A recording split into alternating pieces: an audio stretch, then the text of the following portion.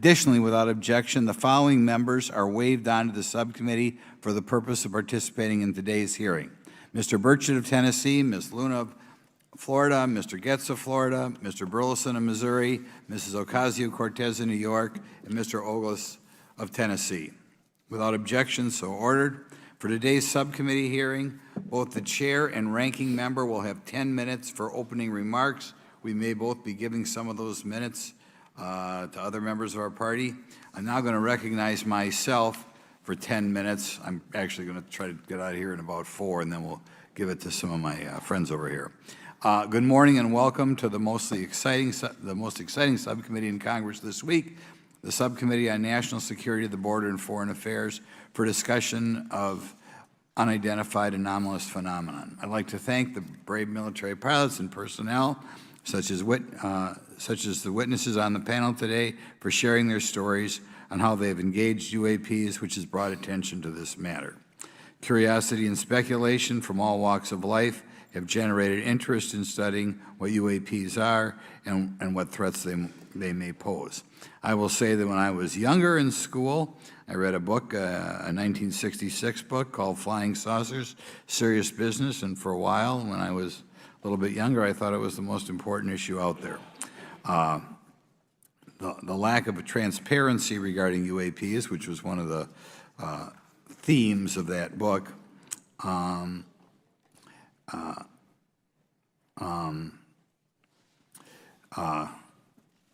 in any event, it's led to interest in studying what UAPs are and what threats they pose. The lack of transparency regarding UAPs has fueled wild speculation and debate for decades, eroding public trust in the very institutions that are meant to serve and protect them, as is evidenced by the large number of people we have here. I also want to point out in 1966, President Gerald Ford claimed to have seen a UFO, and in 1969 in Georgia, Jimmy Carter claimed to have seen a UFO. So this has led Congress to establish entities to examine UAPs. The National Defense Authorization Act of 2022 established the All-Domain Anomaly Resolution Office, or AARO, to conduct or to coordinate efforts across the Department of Defense and other federal agencies to detect, identify, and investigate UAPs. However, AARO's budget remains classified, prohibiting meaningful oversight from Congress. In addition to AARO's efforts, NASA is leading an independent study on UAPs that will identify how UAP data is gathered from both civilian and government entities that can be analyzed to shed light on the topic. However, despite these offices being established, there lies a pressing demand for government transparency and accountability that cannot be overlooked, and that's been a problem that's been around for 50 years. The Biden administration handling of the Chinese spy balloon that violated U.S. airspace is one example how the government is not prepared for these. The Biden administration's description of events has shown that the government continues not to be forthright. Between the Chinese balloon being shot down and 2 UAPs subsequently shot down following the event earlier this year, the U.S. government spent $1.5 million in taxpayer dollars on missiles, yet we have seen little clarity from the Biden administration. We must demand transparency from the Department of Defense, our intelligence community, and our defense industry on the UAP work. We're going to ask some questions about that today. Congress recognizes the subject of UAPs as multifaceted and requires a careful, data-driven approach. Today, we'll see clarity from these witnesses' testimonies, or we'll seek clarity as to what can be done to improve reporting for military and civilians and remain committed to objective inquiry. Congress should work to ensure that knowledge is not driven by fear. Today, we are not just debating the existence of UAPs, we are deliberating on the principles that define our republic, which is a commitment to transparency and accountability. I look forward to hearing from our witnesses today about ways we can improve government efficiency and openness when it comes to UAPs. I thank each of you for your presence here today and for your dedication to safeguarding the interests of the American people. I look forward to your testimony. Now I'm going to turn it over for 2.5 or 3 minutes to Representative Burchett from Tennessee. Thank you, Mr. Chairman. Thank you all for being here. I want to thank everybody for making this happen today, and I want to remind everybody this is a nonpartisan issue. This has nothing to do with party politics. I think the cover-up goes a lot deeper than that. I also want to thank my colleagues, Representative Anna Paulina Luna, sitting beside me here, Jared Moskowitz, my friend across the aisle, has an incredible mind, and I'm anxious to hear his questions, my buddy Eric Burleson, and it's not in my notes here, but Matt Gates. If it hadn't been for Matt Gates, myself, him, and Luna would still be down at Eglin Air Force Base trying to get some answers. He's got an incredible legal mind. Also, I know I saw it in the crowd there, George Knapp, my buddy Jeremy Corbell. They're not witnesses, but they've provided some statements on this subject, and I seek unanimous consent to enter those statements into the record, Mr. Chairman. Without objection. Also, would like to enter in, I understand now that this is unclassified and it's public record, but as we all know, that's sometimes difficult for the public to get a hold of. A report, Defense Intelligence Reference Documents, Advanced Space Propulsion Based on Vacuum, Space-Time Metric Engineering, some light reading for some of our members. Without objection. Thank you. Mr. Knapp wrote, since 1969, the position of our military has been that UFOs pose no threat to national security and are not worthy of further study. I'd say that's the biggest understatement of the decade. He also goes on to talk about the dismissive attitude. It's at odds with what was revealed in documents, reports, and internal memos. And Mr. Cabral says, as he writes these words, the UFO is emerging as a major topic of global importance. I can state that as a fact. Out there, I met a fellow who came in here all the way from Denmark to be here for this meeting. So this is huge. This is worldwide. I think we suspect what's going on, but I'd also like to thank the members of Congress who have supported our efforts to make this hearing happen. Some have even confided to me that they've had UFO sightings of their own. Those members, of course, some of them wish to remain anonymous, and I'll keep it that way. But also, finally, I'd like to thank these three brave witnesses here. They took an oath. They took an oath to uphold the Constitution of the United States, and dadgummit, they're doing it. And we owe them a debt of gratitude.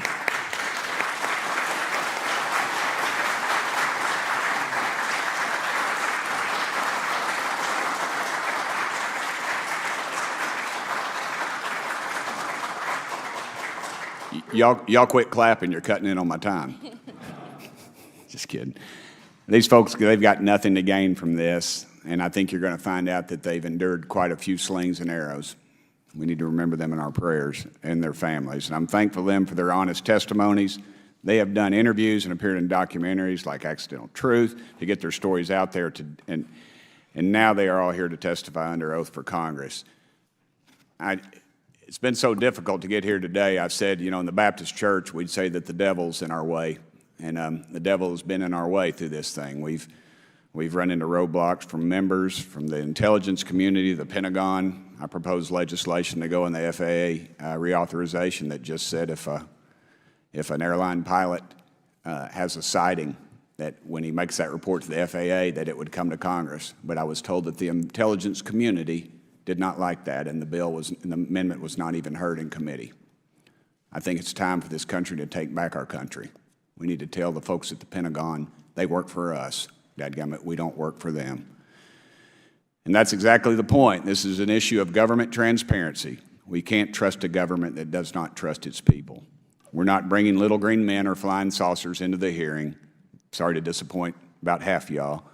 We're just going to get to the facts. We're going to uncover the cover-up, and I hope this is just the beginning of many more hearings and more people coming forward about this. And I yield back the remainder of my time. I think, is it to Representative Luna, Mr. Chairman, or is that? Yeah, we'll call Ms. Luna for her statement. The circumstances surrounding UAPs has captivated the attention of the American people for decades, ingrained in even the minds of our nation's leaders from Jimmy Carter to Barack Obama, Hillary Clinton to Donald Trump, Marco Rubio to Chuck Schumer, John Radcliffe to National Security Council officials. Yet from Roswell, New Mexico to the coast of Jacksonville, Florida, the sightings of UAPs have rarely been explained by the people who have firsthand accounts of these situations. This is largely due to the lack of transparency by our own government and the failure of our elected leaders to make good on their promises to release explanations and footage and mountains of overclassified documents that continue to be hidden from the American people. This isn't just how I feel. In fact, the American people largely believe that the government has actively covered up the truth about UAPs. One poll in particular found that 68% of Americans believe that the government is hiding information about UAPs and not being honest about what we know about them. And from my personal experience, I believe the same thing. Another poll found that nearly half Americans believe that the federal government is doing a very bad or somewhat bad job of dealing with reports of UFO sightings. As Representative Burchett just referenced on the FAA bill that just went through, you can tell that that's exactly happening. Considering the thousands of testimonies and videos taken on people's phones and eyewitnesses' accounts made by credible witnesses such as doctors, pilots, scientists, and active duty service members, it is unacceptable to continue to gaslight Americans into thinking that this is not happening or that the potential of intelligent life forms exists other than humans. Even more alarming is the fact that these eyewitnesses are many times service members and have no assurance that their lives will not be negatively impacted or even harmed by their experiences.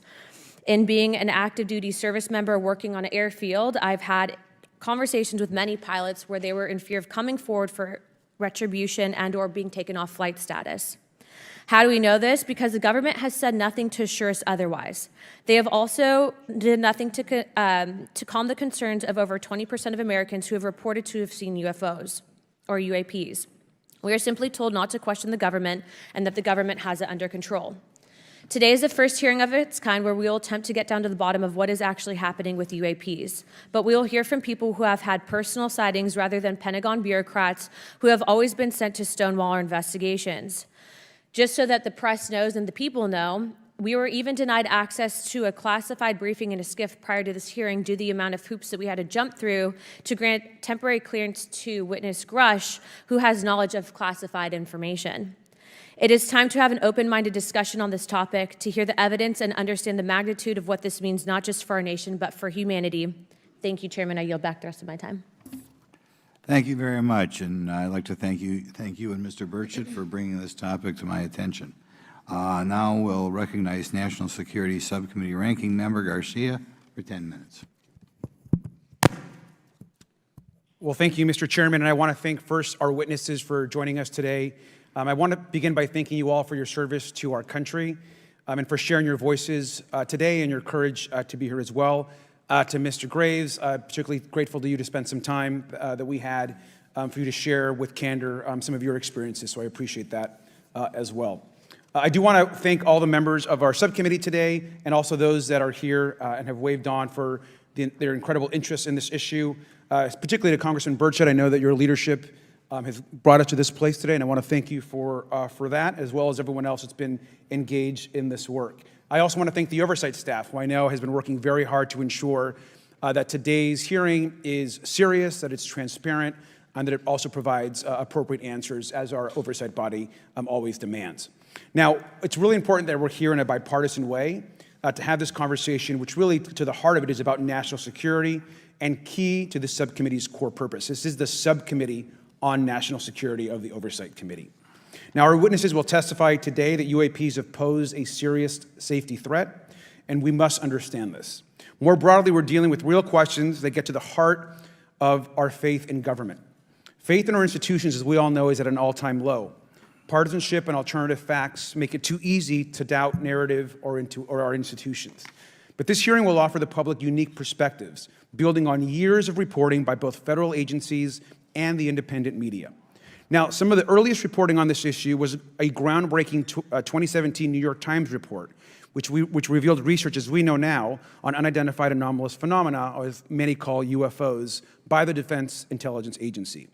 Mr. Graves and Commander Fravers' experiences with UAPs have also been documented by the public, not just by the New York Times, but CNN and many other national news outlets.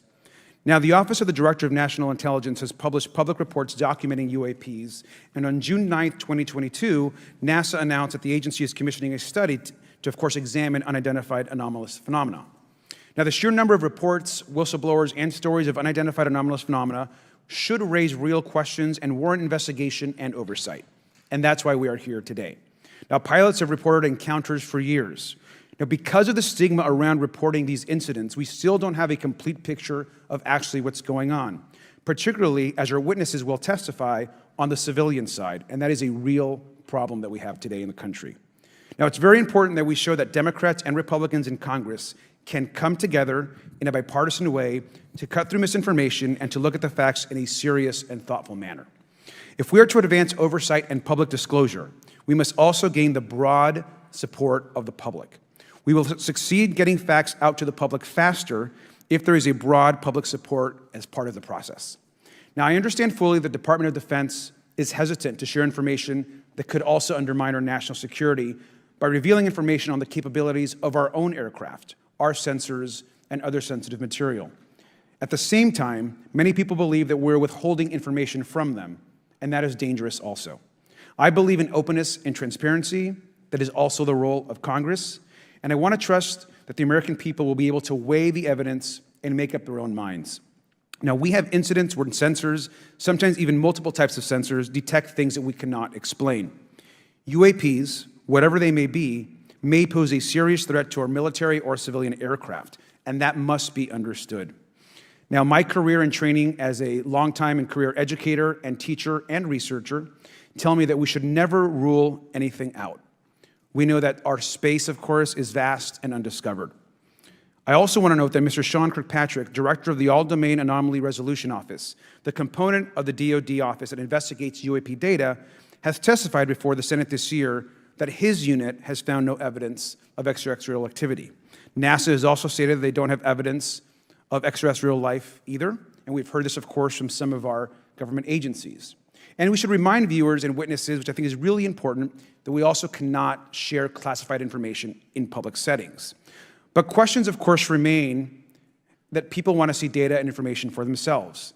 The enormous interest in the hearing today underscores the importance of a fair and open look at the evidence from witnesses who can share their unique perspectives.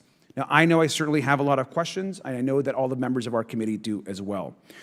We should come to this hearing with an open mind, and we should not let our existing ideas restrict us on either side. I hear over and over from many agencies the stigma around reporting and investigating UAPs prevents us from getting real answers. We know that whistleblowers have reported harassment, intimidation, or stigma as well, and this is not acceptable. If people can't report incidents which would have national security or safety implications, then that also has serious consequences for us.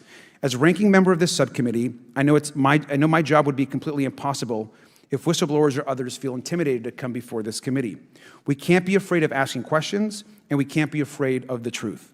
I'm proud to say that this hearing builds upon bipartisan work by members of the House and Senate dating many years back, which has sought to increase awareness within the Department of Defense and to mandate more of Congress of UAPs. We know the Senate is taking up an amendment to their defense authorization bill, which will create a commission with broad declassification authority, and we should all agree that that is an important step. Members of both parties and senior officials in multiple administrations have taken an interest in this issue, and we're proud to carry and build that confidence in the American people. This hearing will also not be the end of this discussion, but a new chapter and start to years and years of work that many folks, both in the public and within government, have been working on. We should encourage more reporting, not less, on UAPs. The more we understand, the safer we will be.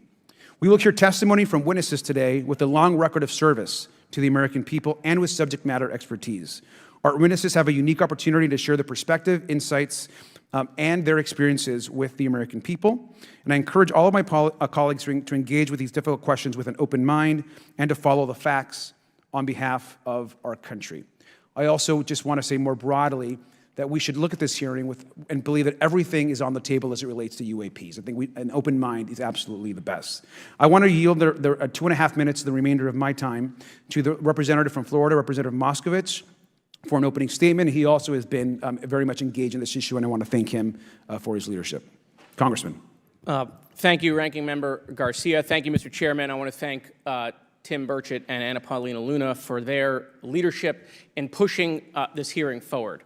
I want to thank, obviously, committee staff and their staff working on this on a bipartisan basis because many Americans are deeply interested in this issue, and it shouldn't take the potential of non-human origin to bring us together. Additionally, I want to thank the witnesses for coming forward to share your perspectives, your thoughts, and the sightings of UAPs. Unlike other hearings many times in Congress, you're not here to help a political party, but you're here to share information with the American people. And it's not something that is just going on in this administration. It's something that's spanned many administrations. For decades, many Americans have been fascinated by objects mysterious and unexplained, and it's long past time that they got some answers. The American public has a right to learn about technologies of unknown origins, non-human intelligence, and unexplainable phenomena. Those are not the words of a UFO Twitter account, though that is a direct quote from Majority Leader Chuck Schumer, that the American public has a right to learn about technologies of unknown origins, non-human intelligence, and unexplainable phenomena. In an interview with Fox News, recent former Director of National Intelligence John Radcliffe confirmed the U.S. government is aware a lot more sightings of UAPs, and that they have not made that information public. I quote, "There are a lot more sightings that have not been made public," Radcliffe said to Fox News. For me, this hearing is about transparency. We unfortunately live in a time in which many people distrust government and our institutions, and overclassification of information away from the American public or even Congress contributes to today's politics. The American people have regular questions. What are UAPs? How come the media doesn't report more on them? Are they foreign adversaries? Are they U.S. technology? Are they something else? They ask themselves, how come when a Russian jet shoots flares at one of our drones, we have perfect pictures and videos to show the American people and the world, but when it comes to UAPs, nothing? Of course, we must always protect our national security to maintain our superiority, like when stealth helicopters were only rumored to exist but were used in the Osama bin Laden raid in 2011. But we can't allow that to be used as a shield to keep the American people completely in the dark from basic truths. The American people deserve to hear more about special access programs. Congress has a right to know if there's any unsanctioned weapons development, satellite imagery that has not been provided to Congress. Congress created the All-Domain Resolution Office in the NDAA of 2022. In its initial analysis, there are 171 uncharacterized UAP reports, and this is the words from the report, that appear to have demonstrated unusual flight characteristics or performance capabilities. I believe more information is known about the 171 instances. It's time for Congress to reinsert ourselves. I call on our military leaders and intelligence officials to release more information to the American people about UAPs. And to our military leaders, if there's nothing to conceal, let Congress go to Wright-Patterson Air Force Base, the Dugway Proving Ground, or even Groom Lake in Nevada. We should have disclosure today. We should have disclosure tomorrow. The time has come. Thank you, Ranking Member. Thank you, Mr. Moskowitz, and I would yield back now to our chairman. Thank you. Right, now I'd like to introduce our witnesses. Our first witness is Lieutenant Ryan Graves. He's the Executive Director of Americans for Safe Aerospace. Lieutenant Graves is also a former U.S. Navy F-18 pilot with his own UAP experience. The next witness, David Grush, is a former senior intelligence officer with the National Geospatial Intelligence Agency and was a senior technical advisor for UAP issues. And finally, retired Navy Commander David Fravor, squadron leader who worked as a naval aviator for 18 years. Mr. Fravor has his own UAP experience, known as the TikTok event. I look forward to hearing from all three of you today. Pursuant to Committee Rule 9G, the witnesses will please stand and raise their right hands. Do you solemnly swear or affirm that the testimony you are about to give is the truth, the whole truth, and nothing but the truth, so help you God? Let the record show that all the witnesses answered in the affirmative. You may be seated. We appreciate you all being here today and look forward to your testimony. I'll remind the witnesses that we have read your written statements and they will appear in full in the hearing record. Please try to limit your oral statements to 5 minutes. As a reminder, please press the button on the microphone in front of you so that it's on and the members can hear you. When you begin to speak, the light in front of you will turn green. After 4 minutes, it'll turn yellow, and the red light, when that comes on, it tells you your 5 minutes have expired. I'll now recognize Mr. Graves for 5 minutes for your opening statement. Thank you. Chairman Grothman, Ranking Member Garcia, distinguished members of the House Oversight Subcommittee on National Security, Representatives Burchett and Luna. My name is Ryan Fobbs Graves, and I'm a former F-18 pilot with a decade of service in the U.S. Navy, including 2 deployments in Operation Enduring Freedom and Operation Inherent Resolve. I have experienced advanced UAP firsthand, and I'm here to voice the concerns of more than 30 commercial aircrew and military veterans who have confided their similar encounters with me. Today, I would like to highlight 3 critical issues that demand our action. As we convene here, UAP are in our airspace, but they are grossly underreported. These sightings are not rare or isolated, they are routine. Military aircrew and commercial pilots, trained observers whose lives depend on accurate identification, are frequently witnessing these phenomena. The stigma attached to UAP is real and powerful and challenges national security. It silences commercial pilots who fear professional repercussions, discourages witnesses, and is only compounded by recent government claims questioning the credibility of eyewitness testimony. Parts of our government are aware of more about UAP than they let on, but excessive classification practices keep crucial information hidden. Since 2021, all UAP videos are classified as secret or above. This level of secrecy not only impedes our understanding, but fuels speculation and mistrust. In 2014, I was an F-18 Foxtrot pilot in the Navy Fighter Attack Squadron 11, the Red Rippers, and I was stationed at NAS Oceana in Virginia Beach.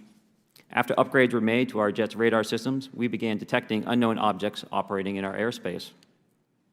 At first, we assumed they were radar errors, but soon we began to correlate the radar tracks with multiple onboard sensors, including infrared systems, eventually through visual ID.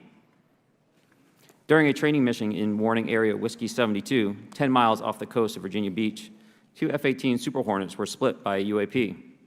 The object, described as a dark gray or a black cube inside of a clear sphere, came within 50 feet of the lead aircraft and was estimated to be 5 to 15 feet in diameter. The mission commander terminated the flight immediately and returned to base. Our squadron submitted a safety report, but there was no official acknowledgement of the incident and no further mechanism to report the sightings. Soon, these encounters became so frequent that aircrew would discuss the risk of UAP as part of their regular pre-flight briefs. Recognizing the need for action and answers, I founded Americans for Safe Aerospace. The organization has since become a haven for UAP witnesses who were previously unspoken due to the absence of a safe intake process. More than 30 witnesses have come forward, and almost 5,000 Americans have joined us in the fight for transparency at safeaerospace.org. The majority of witnesses are commercial pilots at major airlines. Often, they are veterans with decades of flying experience. Pilots are reporting UAP at altitudes that appear above them at 40,000 feet, potentially in low Earth orbit or in the gray zone below the Kármán line, making inexplainable maneuvers like right-hand turns and retrograde orbits or J-hooks. Sometimes these reports are reoccurring, with numerous recent sightings north of Hawaii and in the North Atlantic. Other veterans are also coming forward to us regarding UAP encounters in our airspace and oceans. The most compelling involve observations of UAP by multiple witnesses and sensor systems. I believe these accounts are only scratching the surface, and more will share their experiences once it is safe to do so. In closing, I recognize the skepticism surrounding this topic. If everyone could see the sensor and video data I witnessed, our national conversation would change. I urge us to put aside stigma and address the security and safety issue this topic represents. If UAP are foreign drones, it is an urgent national security problem. If it is something else, it is an issue for science. In either case, unidentified objects are concerned for flight safety. The American people deserve to know what is happening in our skies. It is long overdue. Thank you. Mr. Rush? Mr. Chairman, ranking members and congressmen, thank you. I'm happy to be here. This is an important issue, and I'm grateful for your time. My name is David Charles Grush. I was an intelligence officer for 14 years, both in the U.S. Air Force, both active duty Air National Guard and Reserve, at the rank of major, and most recently from 2021 to 2023, at the National Geospatial Intelligence Agency, NGA, at the GS-15 civilian level, which is the military equivalent of a full bird colonel. I was my agency's co-lead in unidentified anomalous phenomena and transmedium object analysis, as well as reporting to the UAP task force, UAPTF, and eventually, once it was established, the All-Domain Anomaly Resolution Office, AARO. I became a whistleblower through a PPD-19 urgent concern filing in May 2022 with the Intelligence Community Inspector General. following concerning reports from multiple esteemed and credentialed current and former military and intelligence community individuals that the U.S. government is operating with secrecy above congressional oversight with regards to UAPs. My testimony is based on information I've been given by individuals with a long-standing track record of legitimacy and service to this country, many of whom also have shared compelling evidence in the form of photography, official documentation, and classified oral testimony to myself and my various colleagues. I have taken every step I can to corroborate this evidence over a period of 4 years while I was with the UAP Task Force and do my due diligence on the individual sharing it. This is because of these steps, I believe strongly in the importance of bringing this information before you. I am driven by a commitment of both to truth and transparency, rooted in our inherent duty to uphold the United States Constitution and protect the American people. I'm asking Congress to hold our government to this standard and thoroughly investigate these claims. But as I stand here under oath now, I am speaking to the facts as I've been told them. In the U.S. Air Force, in my National Reconnaissance Office, NRO, reservist capacity, I was a member of the UAP Task Force from 2019 to 2021. I served at the NRO Operations Center on the Director's Briefing Staff, which included the coordination of the Presidential Daily Brief and supporting variety of contingency operations, which I was the Reserve Intelligence Division Chief backup.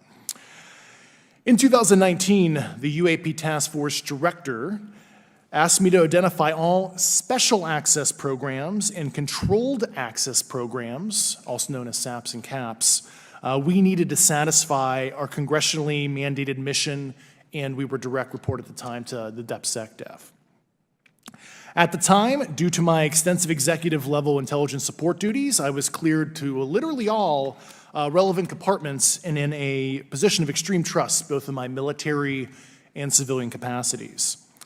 I was informed in the course of my official duties of a multi-decade UAP crash retrieval and reverse engineering program, to which I was denied access to those additional read-ons when I requested it. I made the decision, based on the data I collected, to report this information to my superiors and multiple inspectors general, and in effect becoming a whistleblower. As you know, I've suffered retaliation for my decision, but I am hopeful that my actions will ultimately lead to a positive outcome of increased transparency. Thank you, and I'm happy to answer your questions. Thank you. Commander Fravor? Thank you. Thank you, Mr. Chairman, Congressmen, Congresswomen. I want to first thank you for the invitation to speak to the committee on the UAP topic that has been in the news for the past 6 years and seems to be continuing to gain momentum. As you know, my name is David Fravor. I'm a retired commander in the United States Navy. In 2004, I was a commanding officer of Strike Fighter Squadron 41, the world-famous Black Aces. We were attached to Carrier Wing 11, stationed on board the USS Nimitz, and had begun a 2-month workup cycle off the coast of California. On this day, we were scheduled for a 2v2 air-to-air training with the USS Princeton as our control. When we launched off Nimitz, my wingman was joining up. We were told that the training was going to be suspended and we were going to proceed with real-world tasking. As we proceeded to the west, the air controller was counting down the range to an object that we were going to, and we were unaware of what we were going to see when we arrived. The controller had told us that these objects had been observed for over 2 weeks, coming down from over 80,000 feet, rapidly descending to 20,000 feet, hanging out for hours, and then going straight back up. For those who don't realize, above 80,000 feet is space. We arrived at the location at approximately 20,000 feet, and the controller called merge plot, which means that our radar blip was now in the same resolution cell as the contact. As we looked around, we noticed that we saw some whitewater off our right side. It's important to note that the weather on this day was as close to perfect as you could ask for off the coast of San Diego. Clear skies, light winds, calm seas, no whitecaps from waves. So the whitewater stood out in a large blue ocean. All 4 of us, because we were in F-18Fs, so we had pilots and Wizzo in the back seat, looked down saw a white tic-tac object with a longitudinal axis pointing north-south and moving very abruptly over the water like a ping-pong ball. There were no rotors, no rotor wash, or any sign of visible control surfaces like wings. As we started clockwise towards the object, my Wizzo and I decided to go down and take a closer look with the other aircraft staying in high cover to observe both us and the Tic Tac.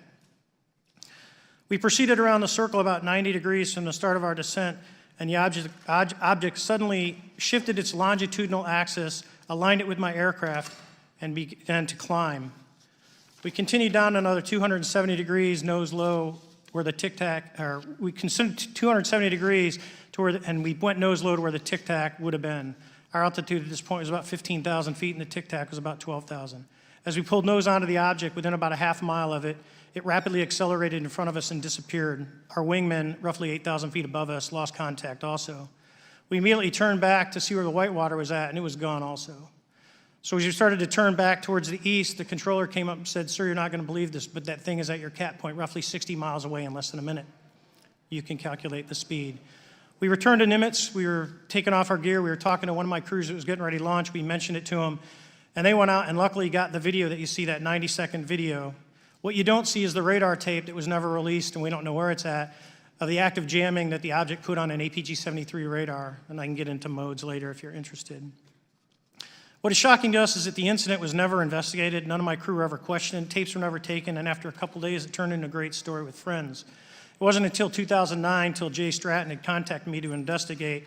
Unbeknownst to all, he was part of the ATIP program in the Pentagon led by Lou Elizondo. And there was an unofficial official report that came out that's now on the internet. Years later, I was contacted by the other pilot, Alex Dietrich, and asked if I'd been contacted, and I said no, but I'm willing to talk. I was contacted by Mr. Elizondo, and we talked for a short period of time, and he said we'd be in contact. A few weeks after that, I was made aware that Lou had left the Pentagon in protest and joined forces with Tom DeLonge, Chris Mellon, Steve Justice, and others to form Two Stars Academy, an organization that pressed the issue with leading industry experts and U.S. government officials. They worked with Leslie Keene, who is present today, Ralph Blumenthal, and Helene Cooper to publish the articles in the New York Times 2017 New York Times, and it removed the stigma on the topic of UFOs, which is why we're here today. Those articles open the door for the government and public that cannot be closed. It has led to an interest from our elected officials who are not focused on little green men, but figuring out where these craft are, where they're from, the technology they possess, how do they operate. It also led to the Whistleblower Protection Act and the NDAA. There are multiple witnesses coming forward to say that have firsthand knowledge, and Mr. Grush just covered that. What concerns me is that there's no oversight from our elected officials on anything associated with our government processing or working on craft. Believe it not, from this world. This issue is not a full public disclosure that could undermine national security, but it is about ensuring that our system of checks and balances works across all work done in the government using taxpayer funds. Relative to government programs, even unacknowledged WAVE programs have some level of oversight by the appropriate committee members in the House and Senate, and this work that is said to be occurring from whistleblower testimonies should not be exempt. In closing, I would like to say that the Tic Tac object we engaged in 2004 was far superior to anything that we had on time, have today, or are looking to develop in the next 10 years. If we in fact have programs that possess this technology, it needs to have oversight from those people that the citizens of this great country elected in office to represent what is best for the United States and best for the citizens. I thank you for your time. Thank you very much. Thank you very much. I know it's very difficult for all of you, all you've done in the past to try to illuminate this issue. Call on myself first for some questions. I'm going to start with Mr. Graves. Are pilots that you interact with as part of your organization, do you feel adequately trained and briefed on how to handle encounters with UAPs? No. Right now, military witnesses to UAP have limited options for reporting UAP. But more concerning is that commercial aviation sector has not adapted to the lessons that the military has implemented. The military and Department of Defense has stated that UAP represent a critical aviation safety risk. We have not seen that same language being used in the commercial markets. They are not acknowledging this risk. Okay. What steps do you think have to be taken to improve a pilot's UAP reporting, be it military or commercial? Right now, we need a system where pilots can report without fear of losing their jobs. There is a fear that the stigma associated with this topic is going to lead to professional repercussions, either through management or perhaps through their yearly physical check. So having a secure system, reducing the stigma, and making this information available through the public is going to reduce the concerns that aircrew have. Could you just give me a little idea of the degree to which reports in the past are not made public right now? Well, I don't think there has been a proper reporting system to gather those reports and thus not report them. So to answer your question, I think there is a dearth of data due to the fact that the reporting has been limited up to this time. Could you tell me why you believe it's, kind of to play the devil's advocate, a reason why some of this stuff should not be available to the public?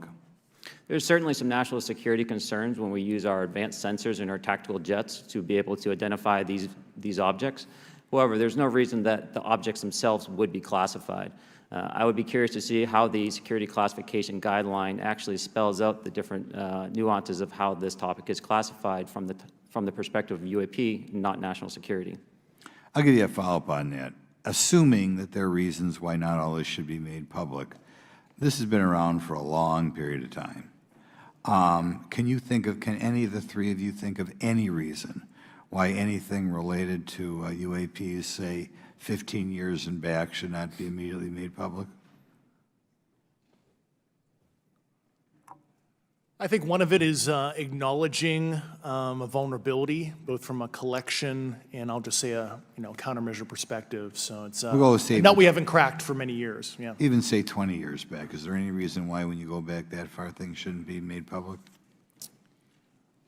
Unless it shows a specific national security vulnerability as it relates to a weakness in a particular defense system. Oh, okay, Mr. Fravor, the TikTok incident that you were engaged occurred in 2004.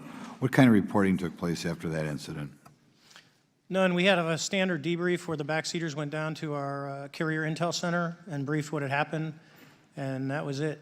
No one else talked to us, and I was in the top 20 in the battle group. No one came. The captain was aware, the admiral was aware, nothing was done. Did your commanding officers provide any sort of justification? No, because I was the commanding officer of the Okay. squadron, so no. Was this incident the only UAP event that you encountered while you were a pilot? Yes, it was. Okay. This is for any one of you. Based off of each of your experiences and observations, do you believe UAPs pose a potential threat to our national security? Yes, and here's why. The technology that we faced was far superior than anything that we had, and you could put that anywhere. If you had one, you captured one, you reverse engineered it, you got it to work, you're talking something that can go into space, go someplace, drop down in a matter of seconds, do whatever it wants, and leave, and there's nothing we can do about it. Nothing. Okay. You two? Well, I would also like to add, from a commercial aviation and military aviation perspective, we deal with uncertainty in our operating space as a matter of our professional actions. Identifying friend from foe is very important to us. And so when we have unidentified targets and we continue to ignore those due to a stigma or a fear of what it could be, that's an opening that our adversaries can take advantage of. What steps should be taken to better understand and respond to UAP encounters in the interest of national security? There needs to be a location where this information is centralized for processing, and there needs to be a two-way communication loop so the operators on the front end have a feedback and can get best practices on how to process information, what to do, and to ensure that their reporting is being listened to. Right now, okay. there is not a lot of back and forth. Mr. Grush, in your complaint to the Intelligence Community Inspector General, you claim that you believe information is being hidden. What kind of information do you think was hidden, and do you think it should remain hidden? Yes, I can speak to that very briefly in an unclassified manner. As you know, the preponderance of my complaint was classified to the intelligence communities.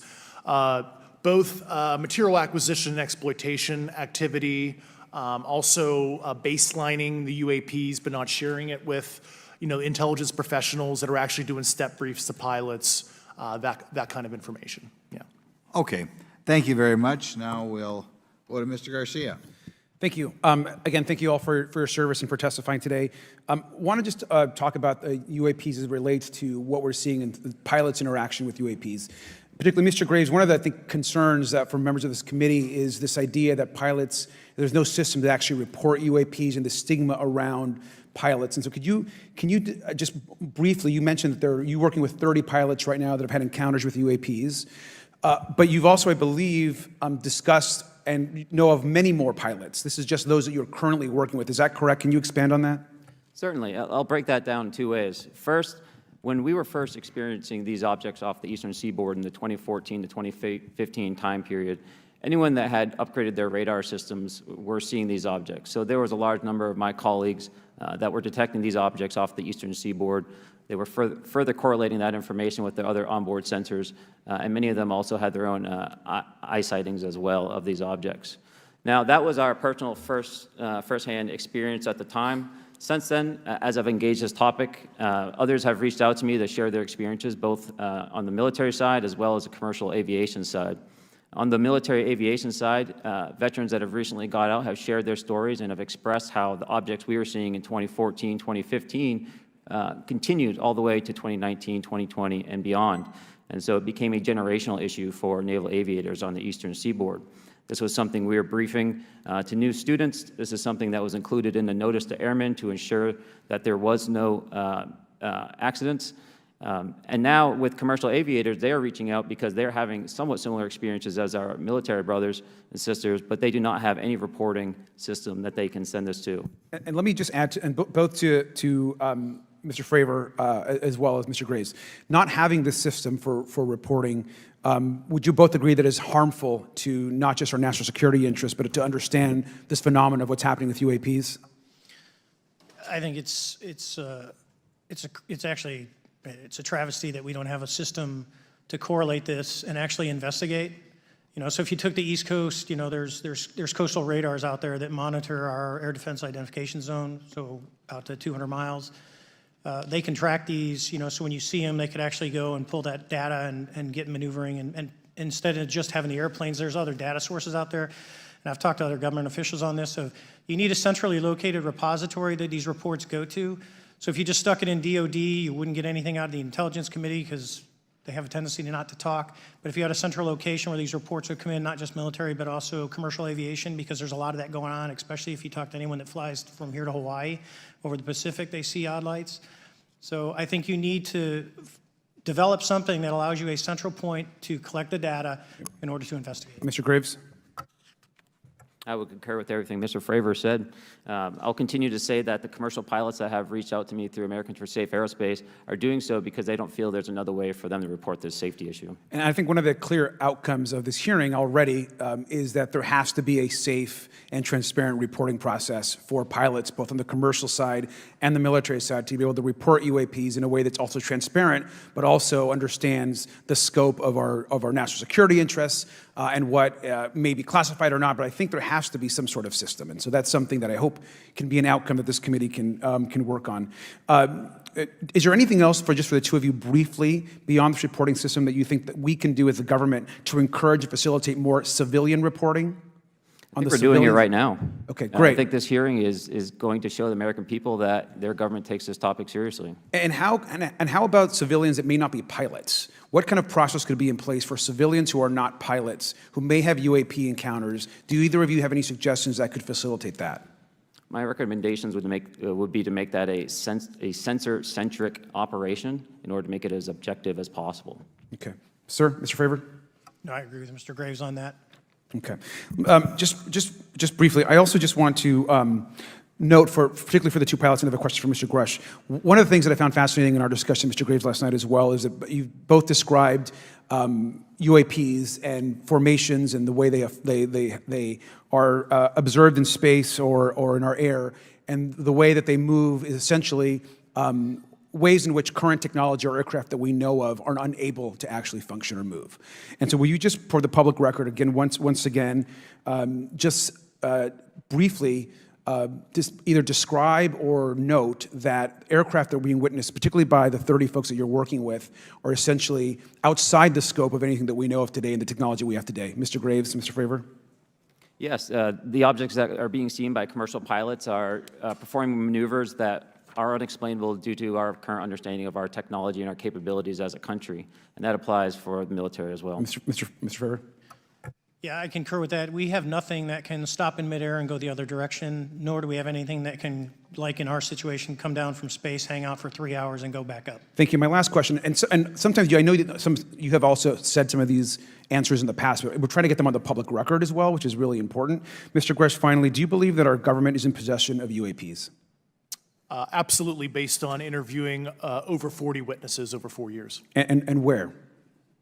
I know the exact locations, and those locations were provided to the Inspector General and some of which to the intelligence committees. I actually had the people with the firsthand knowledge provide a protected disclosure to the Inspector General. Thank you. And Mr. Chairman, I would just say that I think that these questions are important questions, and I look forward to being involved in the process to get those answered. I know there'll be a lot of questions from other committee members, so I yield back. Thank you. We'll go to Mr. Burchett himself. Thank you, Mr. Chairman. Thank you, Mr. Garcia. I would like to have you on my legislation to do just that on the reporting, and we'll get together on that. Maybe you can be my co-sponsor on that. That'd be really cool. Thank you for those great questions. Mr. Graves, again, I'd like to know, how do you know that these were not our aircraft? Some of the behaviors that we saw in a working area, we would see these objects being at 0.0 Mach, that's 0 airspeed, over certain pieces of the ground. So what that means, just like a river, if you throw a bobber in, it's going to float downstream. These objects were staying completely stationary in Category 4 hurricane winds. These same objects would then accelerate to supersonic speeds, 1.1, 1.2 Mach, and they would do so in very erratic and quick behaviors that I don't have an explanation for. Okay. Have you spoken to commercial and military pilots that have seen these off of our East Coast? I have. Okay. Mr. Favor, I noticed that in the Tic Tac video, it's Tic Tac like the candy, not TikTok like the Chinese Communist app. That's correct. Yes, sir. I just want to make that because my daughter corrected me on that and called me a boomer and said, "Hey, boomer," and I said, "No, baby, it's Tic Tac like the candy. You're going to have to just look it up." And but now I would also like to say today is a day of many firsts. It's a miracle that we're having this meeting, and it's also a miracle that my wife has put up with me for 9 years today. Today is my anniversary, so I want to tell my wife happy anniversary and that I love her very much. As she likes to say, this 9 years have been the best 2 years of her life. So thank you. Mr. Favor, what astonished you the most about the flight capabilities of these Tic Tac, very briefly? The performance, absolute performance. It was. And you're not aware of any other objects that anybody in the world has, in this world, that has those capabilities? No, I think it's far beyond actually our material science that we currently possess. Are you aware of any other reconnaissance platforms that have tracked or recorded the Tic Tac's maneuvers, maybe the NORAD system or any of the others? I am not. Okay. Mr. Grush, thank you for being here, brother. Thank you all very much. Have you faced any retaliation or reprisals for any of your testimony or anything on these lines? Yeah, I have to be careful what I say in detail because there is an open whistleblower reprisal investigation on my behalf, and I don't want to compromise that investigation by providing anything that may help provide somebody information. But it was very brutal and very unfortunate, some of the tactics they used to hurt me both professionally and personally, to be quite frank. Yeah. It's very unfortunate, as they say, when you're over the target, that's when they do the most firing at you. Do you have any personal knowledge of people who have been harmed or injured in efforts to cover up or conceal these extraterrestrial technology? Yes. Personally. Have anyone been murdered that you would that you know of or have heard of, I guess? I have to be careful asking that question. I directed people with that knowledge to the appropriate authorities. Maybe in a, if we could get in a confidential area, SCIF, we could talk about that. But unfortunately, we were denied access to the SCIF, and that's very unfortunate in this scenario. Mr. Favor, do you believe that you witnessed an additional object under the water in relation to your encounter? I will say we did not see an object. There was something there to cause the whitewater, and when we turned around, it was gone. So there was something there that obviously moved.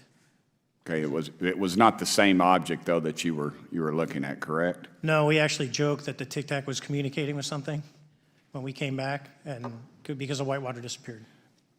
We were in another instance. We're told about the capabilities of a jamming during viewing of when there were some people chasing some of these objects. Did you experience any of that jamming or interrupting your radar or weapons system? My crew that launched after we landed experienced significant jamming to the APG-73 radar, which was what we had on board, which is a mechanically scanned, very high-end system prior to the APG-79. And yes, it did pretty much everything you could do, range, velocity, aspect, and then it spit the lock, and the targeting pod is passive. That's what we were able to get the video on. I'm about to run out of time, but are you aware of any of our enemies that have that capability? No. Okay, I would also like to note for the record that, like George Knapp, breaking Area 51, he's the reason I knew about that, and the reason I know about the Tic Tacs is Leslie Keene from New York Times article, and I would encourage everybody to read that. Thank you, Mr. Chairman. I yield back to you for no time. Very good. Mr. Raskin? Thank you, Mr. Chairman. Mr. Graves, you reported UAP encounters during training flights, I think, and have since come forward to warn the Pentagon that these encounters may be putting pilots at risk. My first question is, you've identified these as taking place on the East Coast. Is it just on the East Coast where these encounters have been reported? No. Since the events initially occurred, I've learned that the objects have been detected essentially where all operations, Navy operations are being conducted across the world. And that's from the Ultimate Anomaly Resolutions Office reporting. All right, can you describe your experience after you decided to come forward and go public with your experience? Certainly. Like many others, in 2017, I saw the New York Times article come out as well.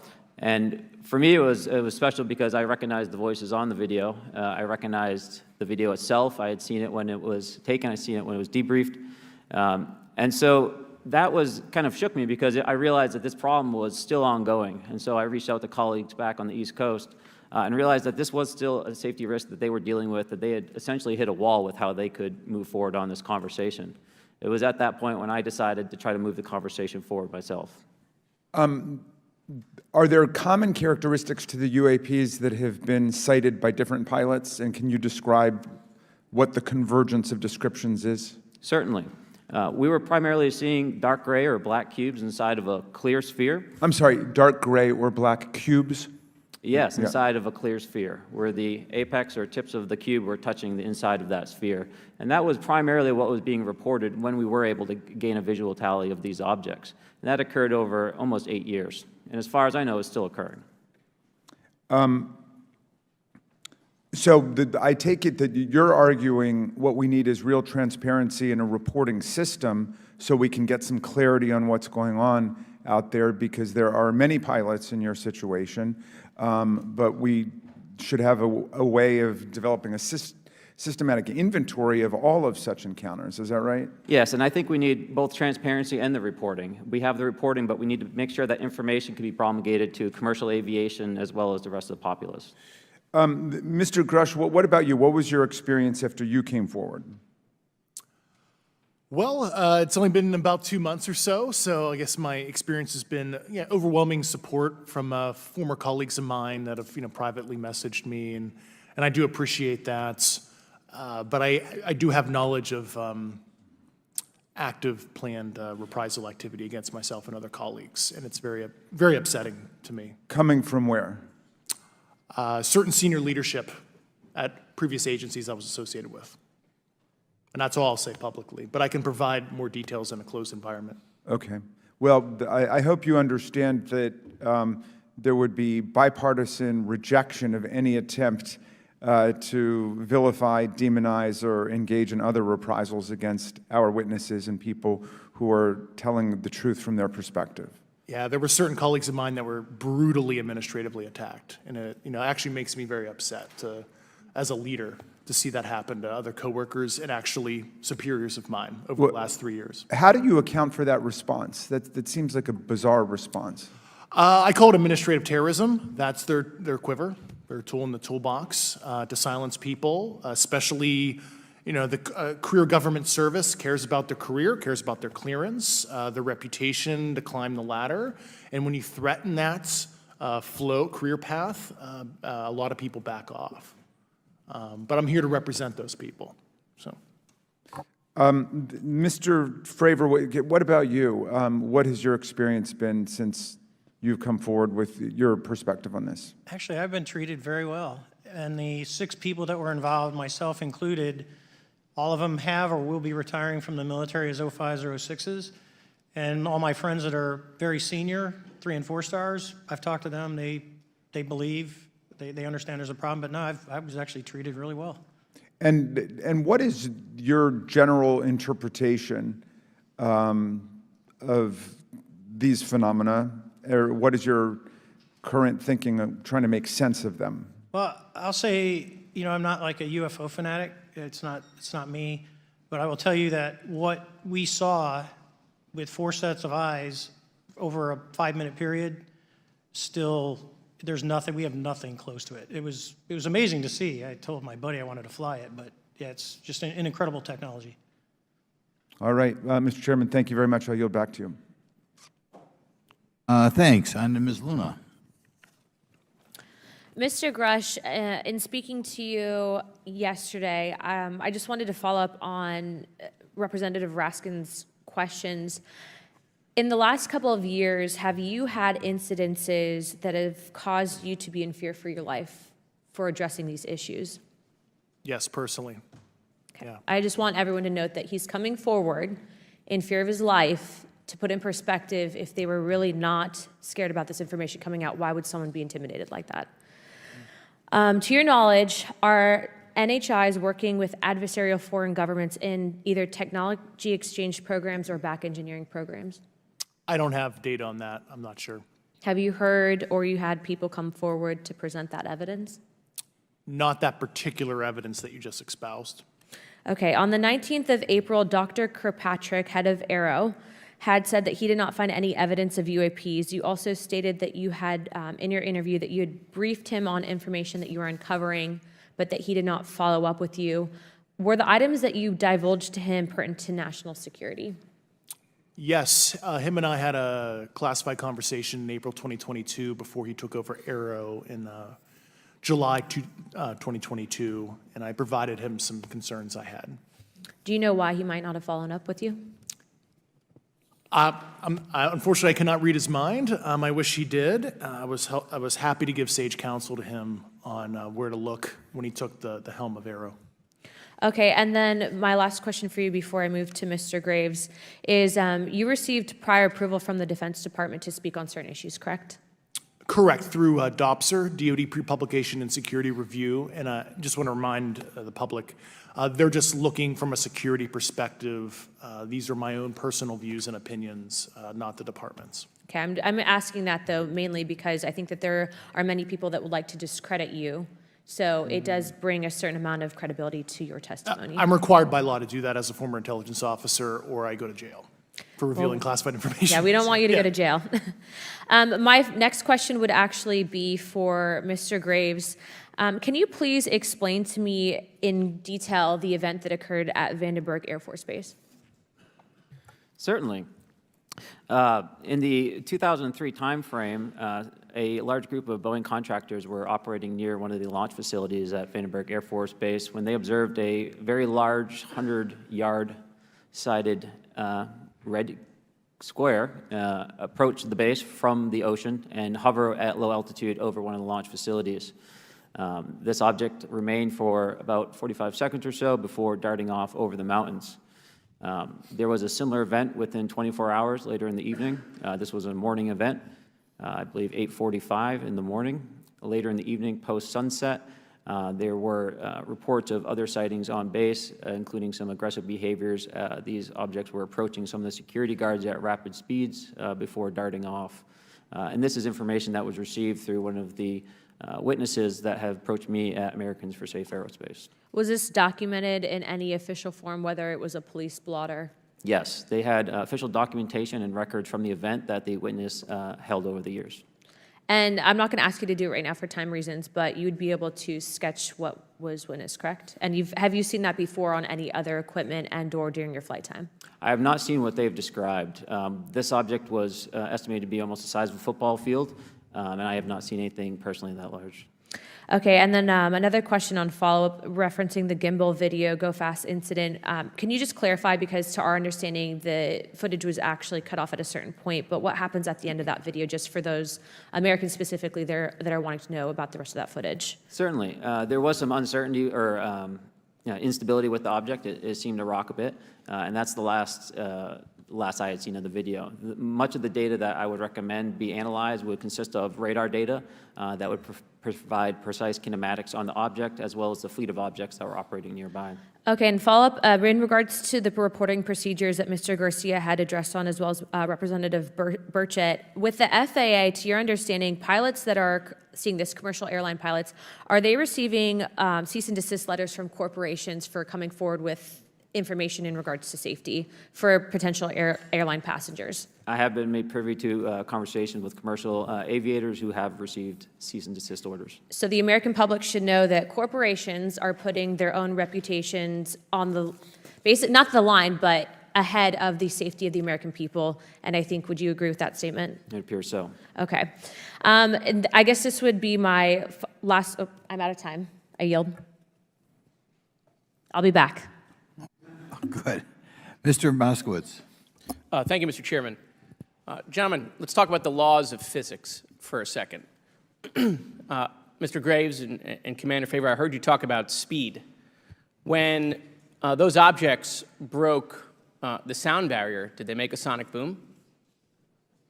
I was in a jet. You can't hear anything. It's kind of loud in there.